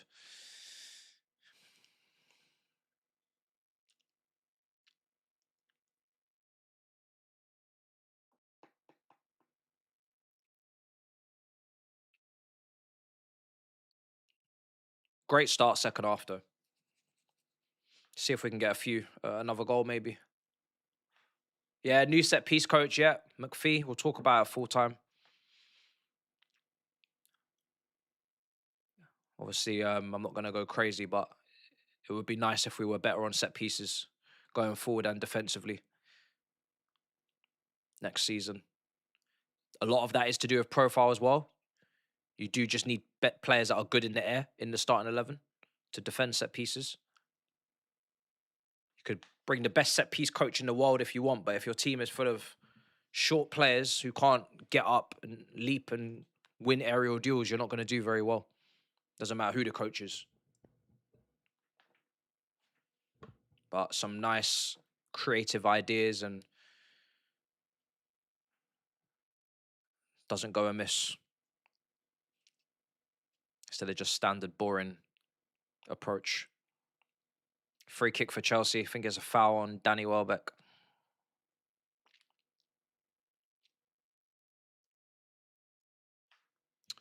Let me see if the stream time is synced. No, it's not. It's not. You're right. Let me sync. Let me resync.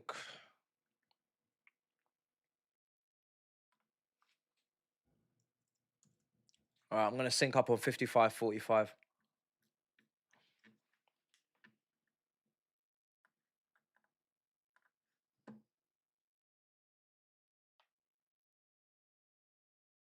So we're playing against the top Malaysian team in the country, JDT, I heard.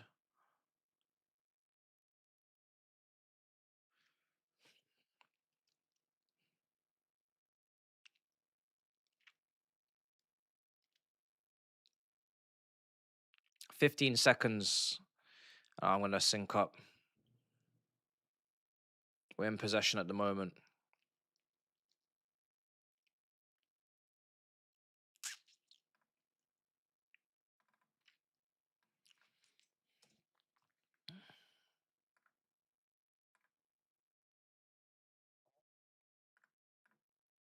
I forgot Ramos is at AC Milan as well. Jeez, they paid a pretty penny for him from PSG. Here's Palestra on the left. Checks back in on his right. Tried to do a 1-2 of João Pedro. Unlucky. Very unlucky.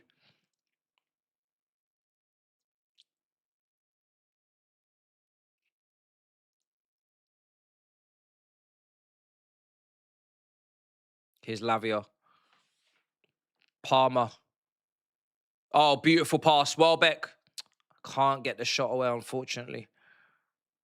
Neto. Palmer. Straight at the keeper.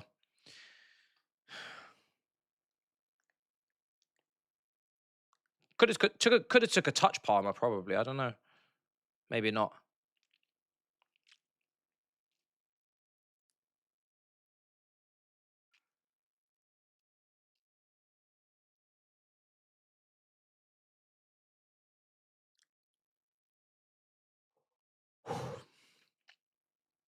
Right, 2 subs, guys. Jackson and Quenda are coming on for, in my opinion, what will be Neto, yes, and Welbeck.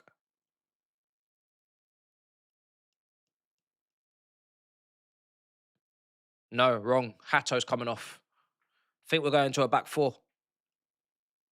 No, I don't think Hatto's coming off, sorry. He's just coming over to the sidelines for some water. Is he coming off?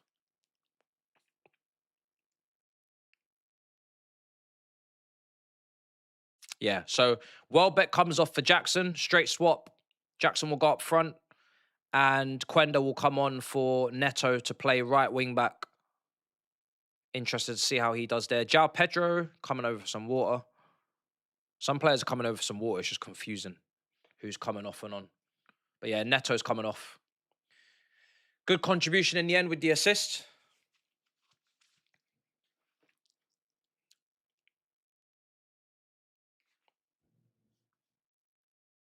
Just want to thank you for destroying our ex-manager. Yeah, Man United fans absolutely hate Ruben Amorim, don't they?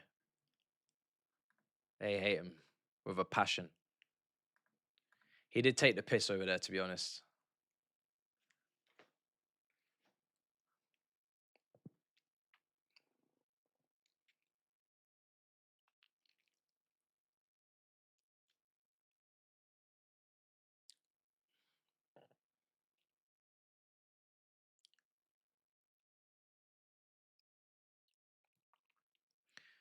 Right, so those were your 2 changes.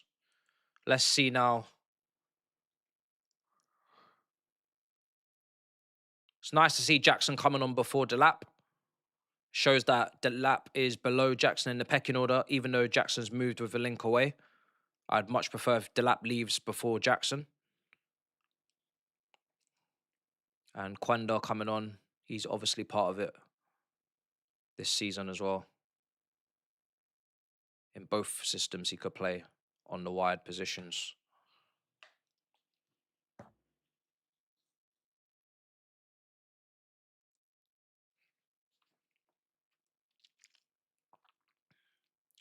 Just coming up to the 60-minute mark now. Let's see.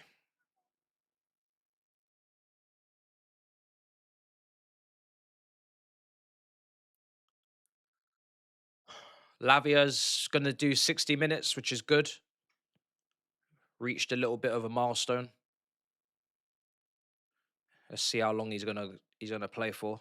I really like Hato at left side centre back. That's probably my favourite position for him. In a back three. Could play left back, could play centre back in a 4, but I think in a 3 for me is perfect. Just kind of gets a bit of everything out of him. If he does a full 90, I'll fly off this chair. I'll fly off this chair if he does a full 90.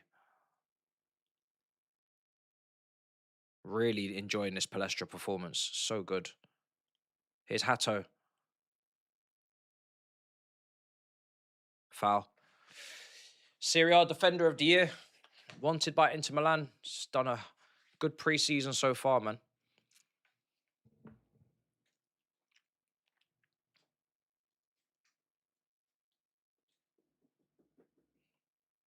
Moved with a link away. Is that what I said? Or did I say I meant to say linked with a move away? That's hilarious. That is jokes.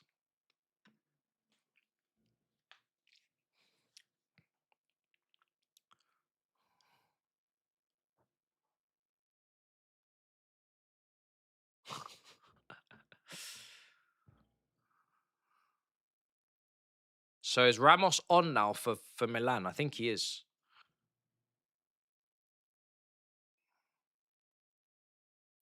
Yeah, he is. Great defended. Oh, for fuck's sake. Fofana's down. It was a great tackle from Fofana, but then he's gone down. Should be all right. I think it's just a clash on the shins. Both players are down. It's a good tackle. Yeah, Fofana's been good. Yeah, he's been good. I think the whole defence has been good. Like I said, I don't think we've been tested too much by AC Milan. But whatever they've had to do, they've done. Fofana, Achampong, Hato. Like I said, I don't think Sanchez has really had a save to make either. It's been a very good day, light day for those guys. And the wing-backs haven't really had too much to do either. So, yeah.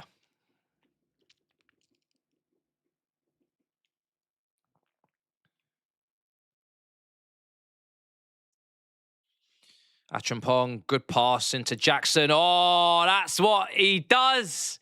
That is some of the stuff that he does right there. That's why I just sometimes just...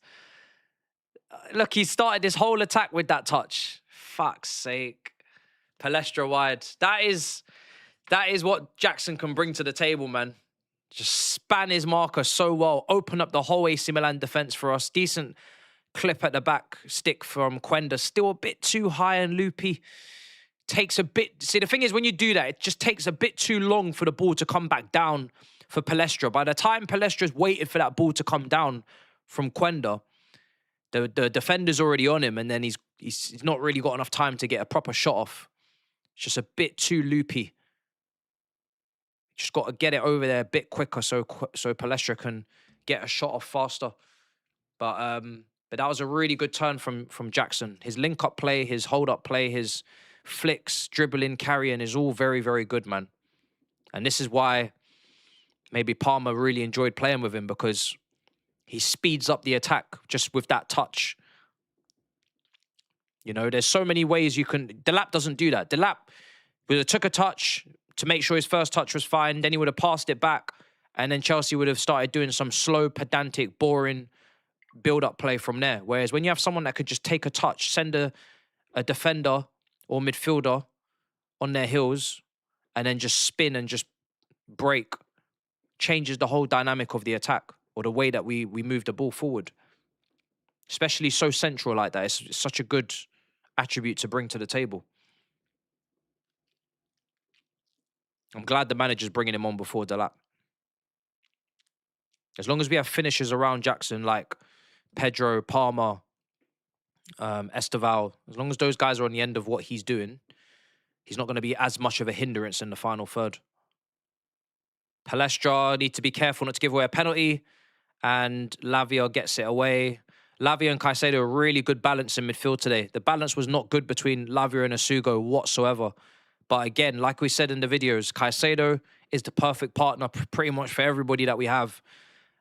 And as good as that is, it's also quite alarming how reliant we are on him to make other players around him look better. Because Lavia's been a lot better today, I think, next to him.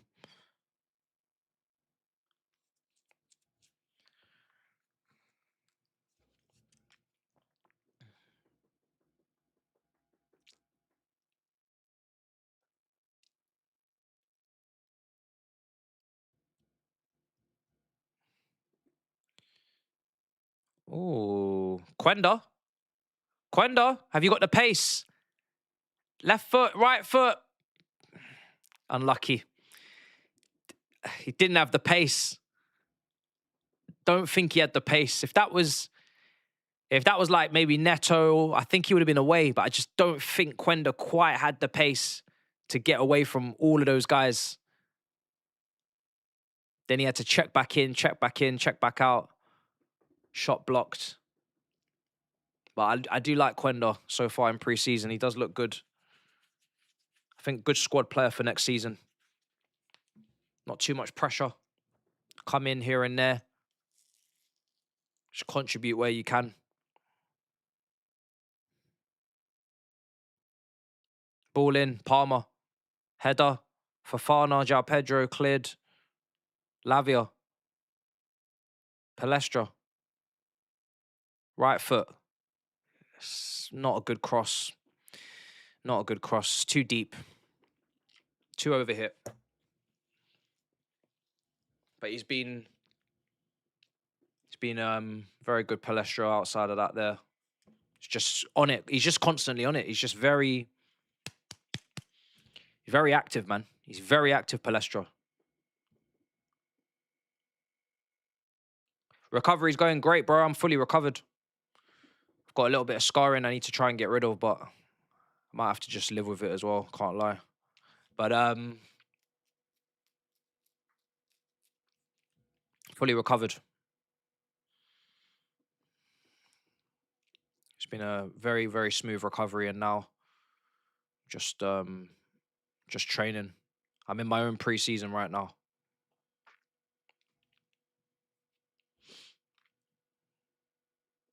Pedro Neto's off now. Who's got an assist for the João Pedro second goal. Ball in behind's overhit.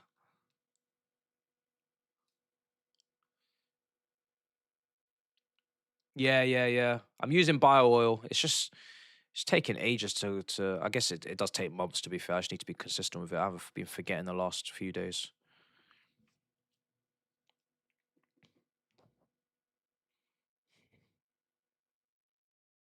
Oh, slip. Quenda. Nice pass on the outside to Jackson. Just gonna about keep it in. Nope, off. Our attack just looks much more dynamic when Jackson's up there. He makes the runs in behind. He comes short. He goes long. He's got pace. He presses. He holds up the ball. He links up.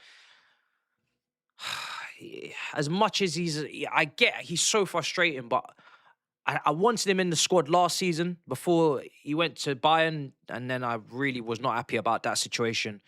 And again, even in pre-season, I'm watching it and I'm thinking he has to be in the squad. He has to be in the squad.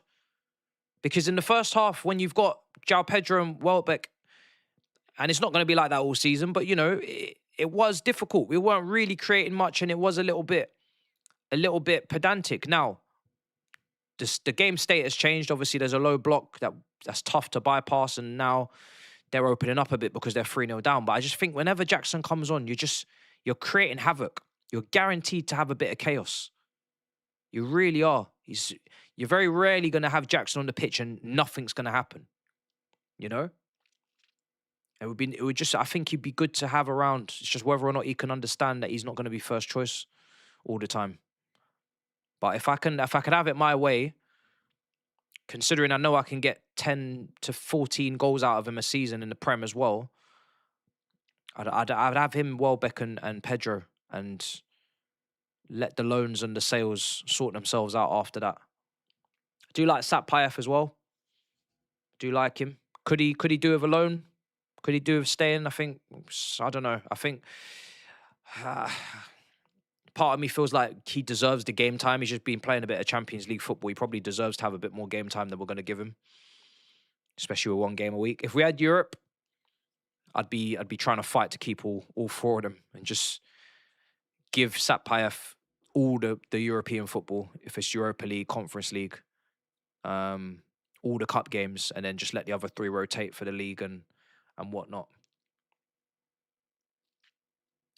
I think if the manager can have a situation where Jackson isn't on the end of chances as much, but he's still involved in creating the chances, it could work. If he's on the end of things, he's going to miss a lot, and then it's going to undo all the hard work, all the good work. Obviously, people are talking about Omega. Like I said, I don't know him. He was injured a lot last season, and he's injured now, so I can't put him above Jackson in the pecking order when I haven't watched as much of him. I've watched a hell of a lot more of Jackson. Here's Jackson. I think Jackson's more positionally versatile as well. Unlucky. What I like about Jackson is Jackson's more positionally versatile. You could play him up front. You could play him in the twin 10. You could play him off the front line. You could play him off the left. You could play him in a couple of different positions, and he gives you similar things. So he's more able to play more games because he can come in and fill in for more people. More people are out of form in different areas. He can come in for them. I think Palmer's enjoying playing with Jackson, man. And I'd prioritise Palmer. Palmer's been so poor for the last 18 months. Whatever's going to get Palmer playing better, then I'm involved. He has no relationship with Omega. But Jackson's got a relationship with Palmer. And Palmer's better than both of them. So if Palmer's going to play better with Jackson, it's an easy decision. We'll talk about it in the review, though. Got a lot to talk about.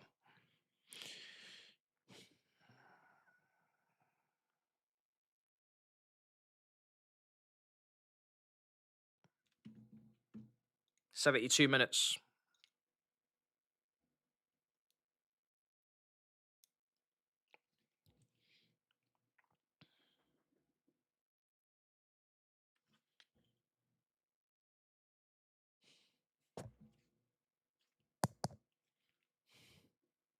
Well, this is where Henderson has to get, Henderson's, Welbeck's. They got to get a hold of Jackson and be like, listen, you're not first choice all the time, but you can be very valuable to the squad that tries to compete on multiple fronts, and you just need to play your game. You went to Bayern Munich, you didn't start there either. Obviously, they're a much better team.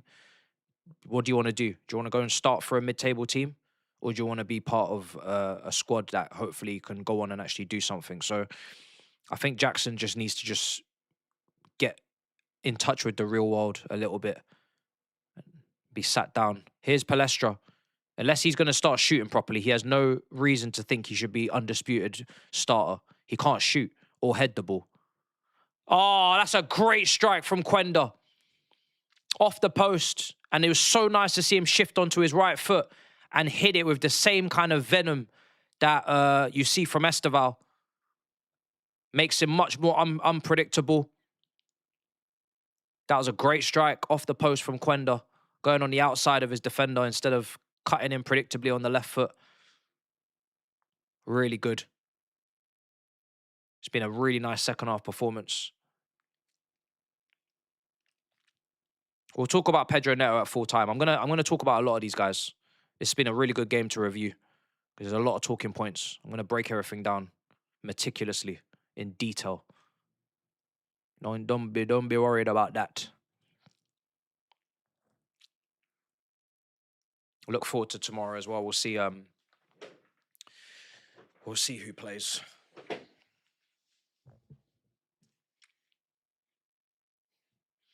You could definitely say that Gusto is, yeah, he's in trouble. Gusto's in trouble. These Palestra performances is putting Gusto in serious trouble.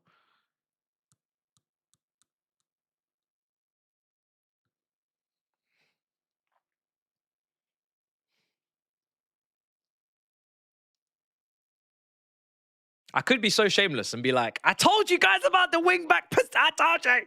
Because everybody was like, no, we're not going to play wing backs.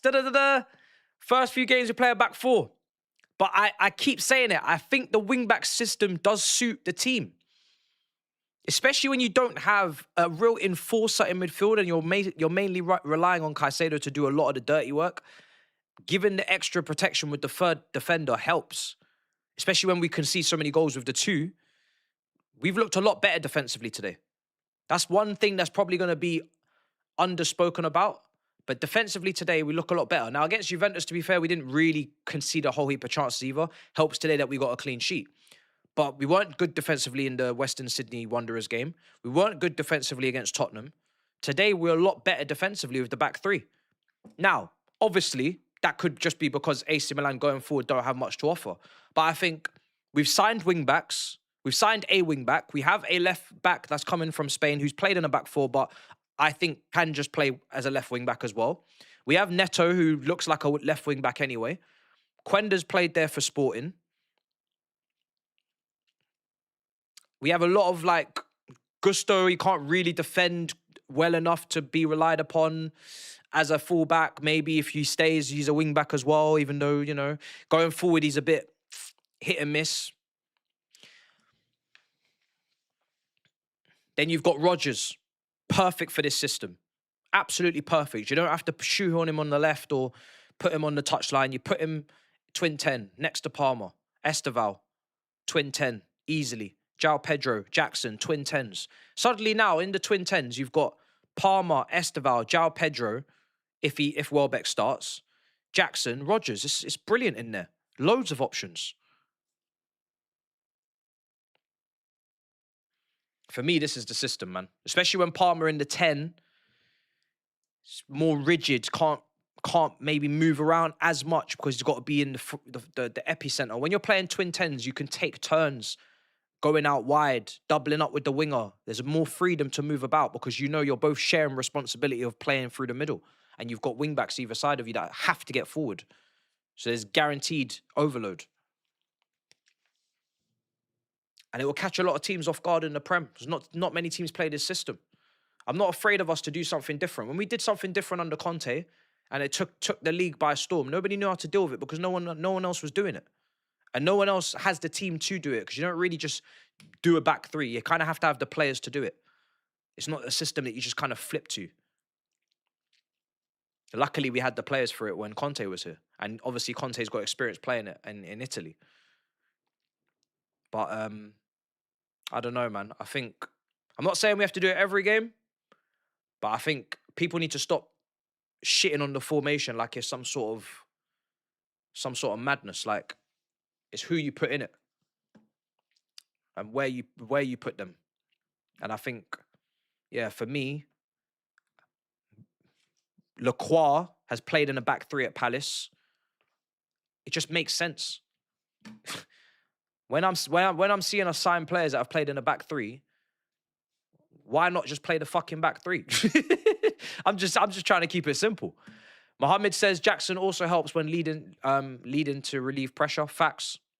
He's the best presser in the attack by far. Here we are in behind. Jackson. Oh, unlucky. I'm really enjoying this performance. I'm going to talk about it. It's a beautiful day when Amrim's losing. Says Amzunu. records. Asa says, keep Jackson, James, and Gusto are in trouble. I think Gusto's in trouble. James won't be in trouble.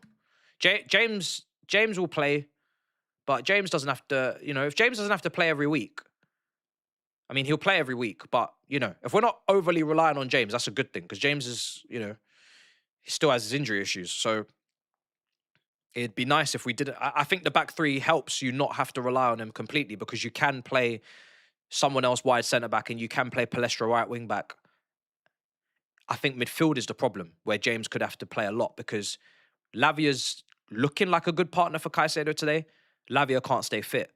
Enzo changes the dynamic of that midfield quite a bit, and that's why James keeps getting put in there for physicality and for mobility or defensively, all those reasons. So I think James is still going to be very important, because I think he's going to get put into midfield more than we think, unless we sign a midfielder. Lavia 90 asterisks, hydration breaks, tax don't count. Fairs.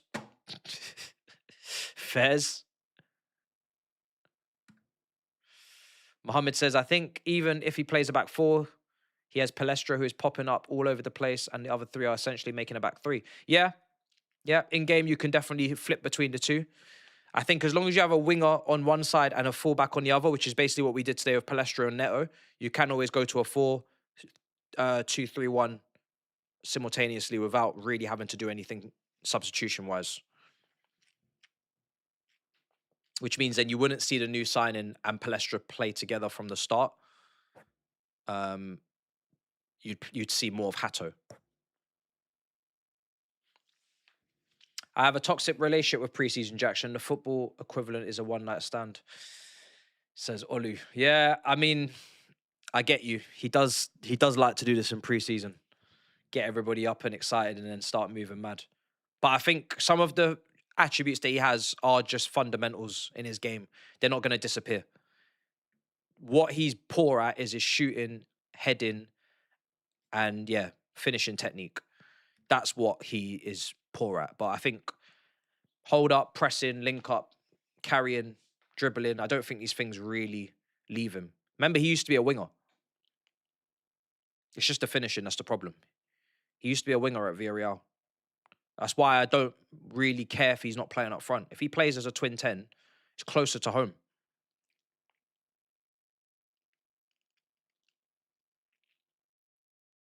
Good turn, João Pedro. I love João Pedro, man. He just picks up the ball anywhere and it's just calm. It's not a problem. Look how deep he is. This is why I've always liked the idea of playing two strikers. If you play one of Palmer or Esteval with Jackson, João Pedro, Welbeck, which is basically what we've done today, you effectively have two twin 10s, but you also have two strikers when the ball's coming into the box. Now, Jackson can't head the ball, so that doesn't help. But you effectively have more numbers in the box for the crosses. You need a twin 10 that goes between playmaking, goal scoring, playmaking, goal scoring. You don't want to have two playmakers who can't really crash the box. Here's Jackson. Oh, fucking hell, off the post. Sums him up, doesn't it? Got away from the defender brilliantly. It's not an easy angle. Tries to go near post, hits the post. Unlucky.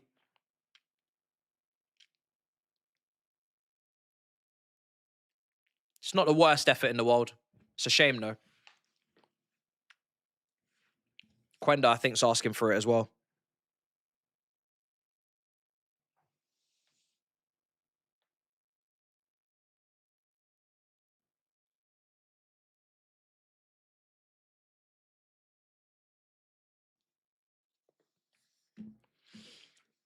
$83 minutes.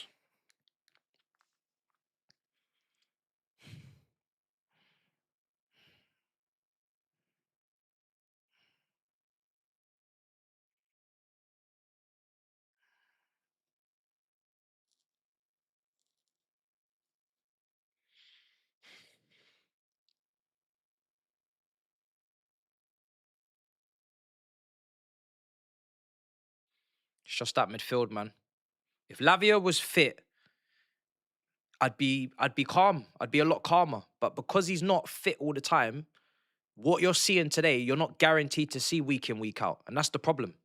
Because right now, this midfield balance is quite nice.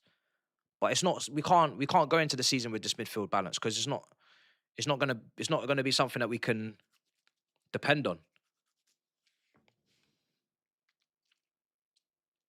But it looks like Lavia's gonna do a full 90.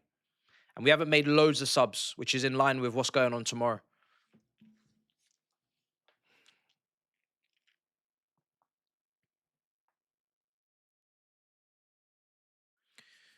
Esteval's coming on for 5 minutes. Mudrik's coming on for 5 minutes. Oh, Don's calling me. What are you saying? Talk to me. Jackson. Why? Fuck Jackson. What do you mean, fuck Jackson? No. Are you seeing this performance? Bro, I'm here to talk about Romeo Lavia, bro. Okay, fair. Bro, I was just talking about him, bro. But he doesn't stay fit. Bro, why can't this cunt stay fit? Hey, I'm on YouTube. Sorry, bro. Moving like Grizz. I just had to get it out. I know. Because this partnership is very balanced. He kind of sits more than Caicedo, allows Caicedo to go forward a bit, have that long shot, whatnot. But he's not fit, bro. We still need a midfielder. That's what I'm saying, bro. We actually need, yeah? If we're going to go get another midfielder right now, bro, it makes sense to go get like a Matic type profile. Yeah. A Kone type profile. Yeah, absolutely. Bro.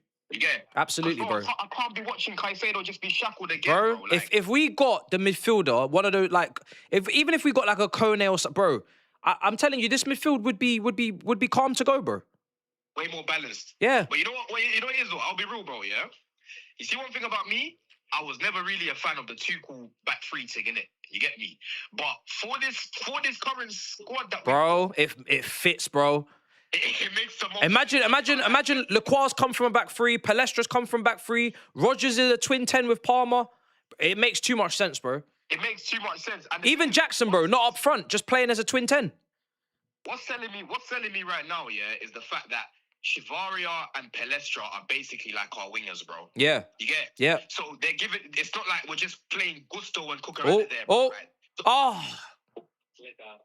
It's not like we're just playing Gusto and Cucurella there, bro. We've actually got guys who are competent enough to be up and down in the wide areas, innit? Yeah. You know what I'm saying? The end product is yet to be seen, like their crosses and whatnot, but I'd rather them consistently doing that, yeah, because we're going to push back more teams, bro. And then if you want to go super attack-minded when you're chasing the game, you could put Quenda out there. You could probably put Steve out there and just double up on the wide areas with like Palmer and Steve. But, bro, I'm telling you, I keep saying this back three, but people been telling me, nah. I'm telling you, bro. It makes the most sense. It makes sense. Imagine Rodgers as a twin 10. Rodgers is literally, exactly what he is. Mm-hmm. Oh, Esteval? I think I'm only seeing it now, good delivery. Yeah, he was close. He was close. I'm only seeing it now, yeah? It was close. I was even saying to Goon yesterday before I go, yeah? I was like, bro, one thing about the Prem when you deep it, bro, the last team that had real success with a back three, in the Prem, like to actually go and win it, was Conte's. Yeah, it was. I literally just mentioned it, bro. Do you get it? We can't be afraid to be different, bro. Yeah. So when you look at the Prem right now, there isn't a team, that is levels with a back three. No. If we can get everyone in that team, that's what I'm saying. Facts. It's gonna be a big. It's gonna be a problem. People won't really know how to deal with it. Even Man United, they didn't do it properly because their wingbacks were shit. Exactly. You have to do it with proper wingbacks. You can't do it with Dallo at left wingback. It's dead. No. Of course, they're not gonna like it. Exactly, bro. Exactly, man. So that's what it is for me, innit? I'm just. Ooh, you're observing, innit? You're seeing if the food is gonna taste nice. I'm right now, even Mudryk, look at Mudryk going for. Okay, the cross is shit. Some of the crossing today has been very poor, though. I must say, it's been very overhit. Exactly. Yeah. Exactly. It's been some very overhit crosses. I can't lie. The set pieces, maybe we're trying to knock a look. Well, the new set piece coach, yeah. Yeah. McAfee, yeah. McPhee. He needs to help us keep them out, though. Yeah. Absolutely. You know what I'm saying? But bro, Matisse, I'm gonna cut anyway, man. All right, brother. I'll chat to you soon, yeah? Love. All right, bless. Cool. Yeah, it's a shame Mudryk's cross there. Just way overhit. Everyone's just got to weight their crosses, man. It's been a lot of overweighted crosses today. From a lot of guys. But this is a very encouraging performance, and it comes with a change of system, which is nice as well. Kills two birds with one stone. I wanted to see this system. Finally seen it. We've also seen a good performance for about 55 minutes of the game. 60 minutes max. That's fine. We'll take that.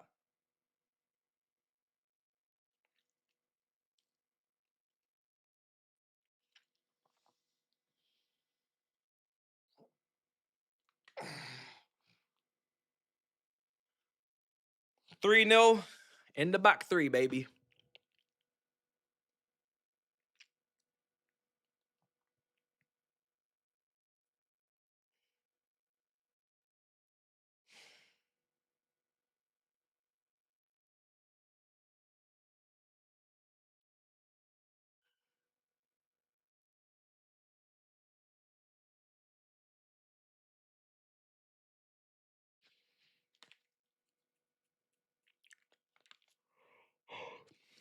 I'm looking forward to reviewing this, though. We've got a lot to say. Got to speak about Fofana. Fofana's been brilliant today as well. Especially in the second half, he's been even better. I do see him limping, or someone limping a bit, which is worrying me. I think it may even be him. Yeah, it is him. So again, I'm going to, in the review, asterisks on Lavia, asterisks on Fofana. These are the guys that, okay, they've had very good performances, but are they going to be fit? Week in, week out. 1 game a week. That's all I'm asking for you. I'm asking for 1 game a week from these guys. That's it. I'm not asking for nothing more than that. Lavia's done a 90. I'm just asking for 1 game a week. Fofana's done a 90. I don't expect either of these two to even touch the pitch tomorrow. They won't touch the pitch tomorrow. Palestra already reminds me of Dave. Different to Dave for me. Very different to Dave. Very, very different to Dave. Romero Lavia, first 90 minutes for Chelsea. Is that his first 90, yeah? Wow. Says it all, doesn't it? Insane. Says it all. Fofana's coming off. He was just limping, to be fair. People say Jackson isn't a true striker, but he has played left wing 1 time for Villarreal and like 5 times in their B team. He's always been a striker, so I don't know why his finishing isn't. So I don't know about his finishing improving, but I still like him. It's a set. Yeah.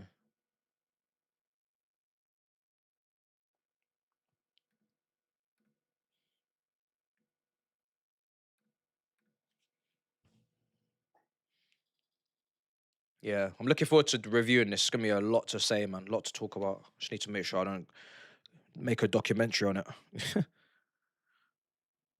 Try and keep it to 15 minutes. There's a lot to say.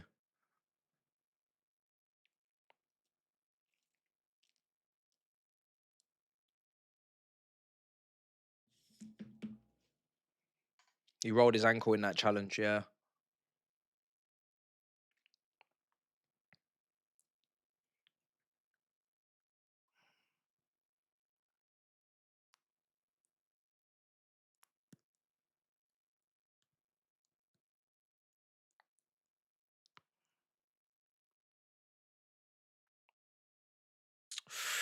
Almost lost a clean sheet, but it's offside.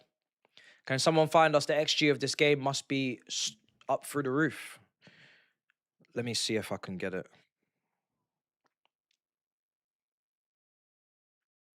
Nah. Sometimes for friendlies, they don't really give you all the details on these apps. Wait. Yeah, they're not giving me the XG. It's like they can't be bothered. We've had 15 shots, 8 on target. 2 hit the woodwork. 6 off target. 4 blocked. 13 inside the box. And if I go to second half, you're going to see the majority of those in the second half.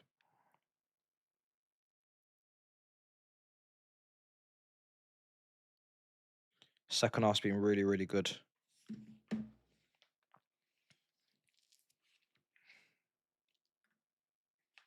Yeah, I'm looking forward to talk about it. Finally, because the last preseason game was a chore. This is by far and away our best preseason performance as well, for sure. So hopefully we take this on into Real Sociedad next week. I'm not really going to look too much into JDT tomorrow because I don't know what that is team-wise. But yeah, one more proper preseason game against a known opposition, and then that's it. Fulham. So it's about time we performed because we ain't got much time left. I wonder if this makes him change whether he's going to start the season with a back three or back four now. It's going to be very interesting because I've really enjoyed the back three today. Here's Mudryk. Oh, unlucky. I'll talk about why I don't think it worked in the first half with the front three and why I think it will work a lot more. Why it worked a lot more in the second. Also, yes, I am doing a watch along tomorrow. So, same time, same place. We will be there.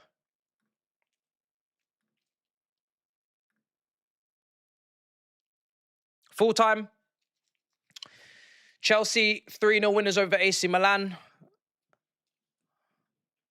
Very good second half performance. I'm not going to stick around and do too much yapping because I've got so much to say in the review. I may as well just say it all there. But, yeah, very, very, very good second half performance. And a lot to talk about and a lot to theorize and speculate on what could and could not happen against Fulham in a couple of weeks. Mohammed says Inter Milan needs to stay if no left side centre back is signed. I agree. James Palestra is brilliant. One of the best signings. So far, so good. Absolutely. All right, guys. Thank you so much. 4.7K in the building. Smash up with the icons. Subscribe if you haven't already. The road to 200K is strong. Definitely getting that before the end of the year, man. We ain't playing around. So definitely hit up all the icons if you haven't already. And I will see you for the review. And then tomorrow for another watch along, another review. And then obviously we're looking at the transfers this week. And Real Sociedad next weekend as well. So until then, big up your damn selves in a bit, people. Peace. Come on.